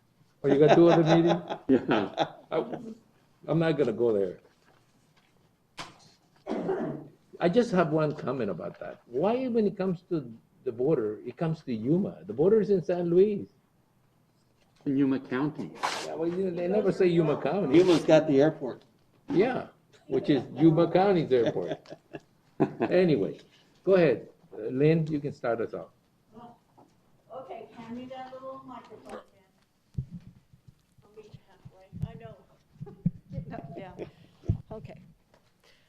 I attended all these meetings virtually. So I attended the Yuma 50 meeting, the county service feasibility study meeting. I did something for GYEDC on wearing your masks. YPIC meeting, which is now Arizona at Work meeting, virtual. Good morning, Yuma breakfast, virtual. And the National Heritage Area meeting, virtual. WACOG Regional Council on Aging. Met with a constituent, Medium County Caucus, and the CSA Board of Directors. I attended a webinar for WRRC, which is all about water. And I attended a meeting with the group who are putting together the letters to oppose the taking of water from the Colorado River. So those are my meetings. All right. Those are what I did. Supervisor McLeod. Thank you, Mr. Chairman. Yeah, again, a lot of web meetings. Redistricting webinar was very informative on how the redistricting commission operates and the rules that they have to follow. It was pretty fascinating. Capital Times put on a webinar regarding hospitals and their capacity and how they are working together to keep that capacity. I think Diana talked about that a little bit earlier. CSA board meeting, CSA Medium County Caucus, another health systems webinar, GYEDC board meeting, Good Morning Yuma. Also went down to the library, had a great time reading a children's book. That was a lot of fun. Actually read 2 of them. I get to do it tomorrow. And Yuma County Annex meeting. I think you did that as well, Supervisor Pancrasi. And Rediscover Arizona Tourism webinar. Also the GSC Water Transfer web meeting, and thank you to Paul Melcher for setting that up and for his good work on that. So he's done a great job. And I think that's all I got. Thank you, Mr. Chairman. Supervisor Simmons. Attended the Walt Mohawk Irrigation District board meeting. Met with several individuals out at Martinez Lake, a reference to some issues they're having, as well as in the foothills. Had a lecture advisory council meeting. Also had a correction officers retirement board meeting, and sat in on some of the conference calls. Supervisor Porches. I was part of the GYD EDC meeting.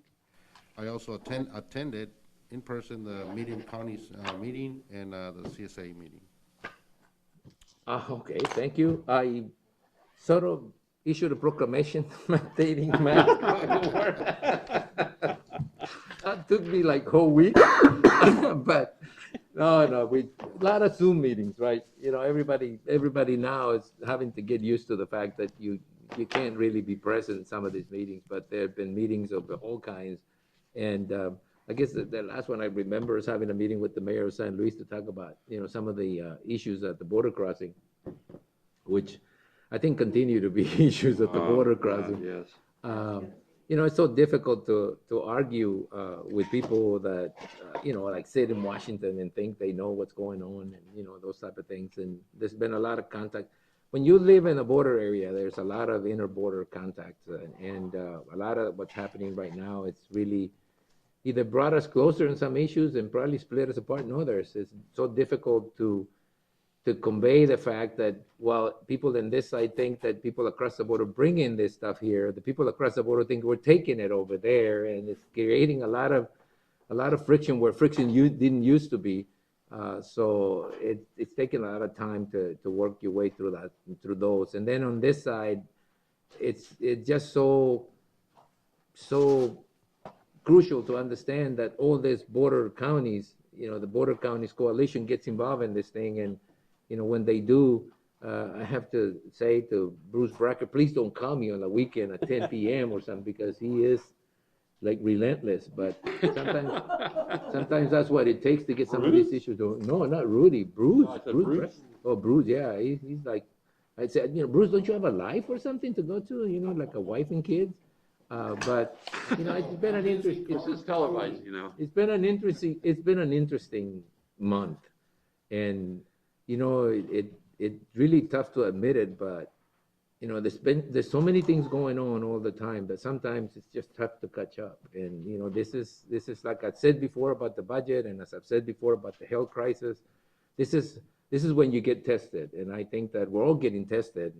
So far, you guys have done a great job, but it's been a trying time. So anyway, that should do it. Thank you very much. Ian, welcome to the team. Susan. Oh, Susan. Damn, that's what I mean when I say getting tested all the time. I think he's ready to go. Yeah, I'm ready to. Susan, go ahead. Yes, we are happy to welcome Ian to our team. I met with the city administrator of Yuma and the Chamber of Commerce to talk about a potential city-county consortium to help small business. I attended the Workforce Development Board meeting. I participated on the interviews for the adult probation, chief probation officer. County managers had a meeting, as well as the Arizona County Insurance Pool. I'm on the board of that organization. The Chamber of Commerce board meeting, made my presentation as usual on that monthly meeting. We had our Elections Advisory Committee meeting with the recorder and elections director. And then I did also participate with reading a children's book for the Christmas in July program. That's it. Yeah, now that you reminded me, we do have an election coming up. And, Susan and the election department, are getting ready. Mrs. Fontes are getting ready. I was very pleased to see that she took on that, let's hide the signature of the voter type, thing to heart. And she provided a copy of that. And that's very good. I think that people are a little uncomfortable with voting early, or voting absentee, or voting early, whatever. And the more we make it comfortable for them, which is to, probably not print that much information outside the envelope. People are really concerned about other people finding out where they live and whatever. So they're actually doing a lot of things to make it even more comfortable. I know that there may be a little bit of a controversy about people voting absentee, but with this type of health situation, that's probably going to become even more important and more used method of voting. So the more that she can make it private, the more that she puts in safeguards, I think the better off people will feel about voting absentee, which I think there's going to be a lot of this winter. And elections campaigning is not going to be the same. You're not going to be able to go out there and knock on doors. Well, if you knock on doors, they're not going to open it. So, just if you acknowledge that and adapt accordingly, it will be better. And I just wanted to, again, thank Susan and, Ms. Bouquet and Mrs. Fontes for getting ready to handle that. I think that the last thing we want is to have a situation happen on an election department. And, we got primaries coming up in August. It'll be a good way to test just how many people are going to be able to, or want to get out. There's not much competition on the ballot, but, it will be a good test run of what we expect to see in November. So, and again, most of you will know, President Trump's supposed to be here tomorrow. So all of you who can, go see him.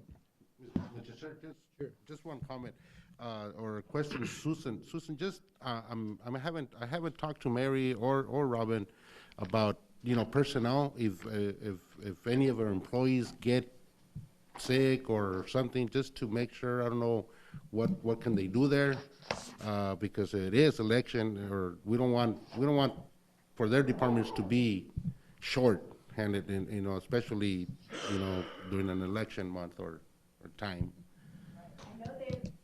I know they've been taking strong precautions, and they're also preparing for all of the early voters to actually want to come in person, and how we're going to make sure that they're 6 feet apart.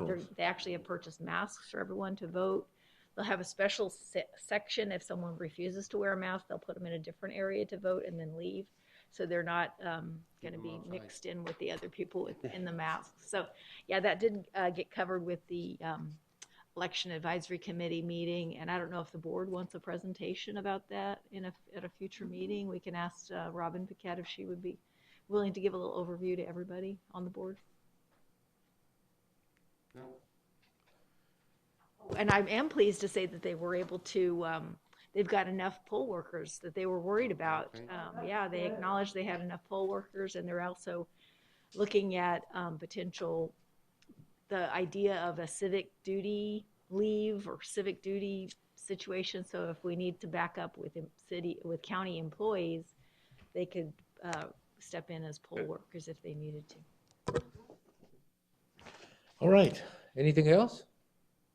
If not, then this is it. This is the meeting. Thank you very much, and we'll see you late this month. Thank you, Mr. Chairman.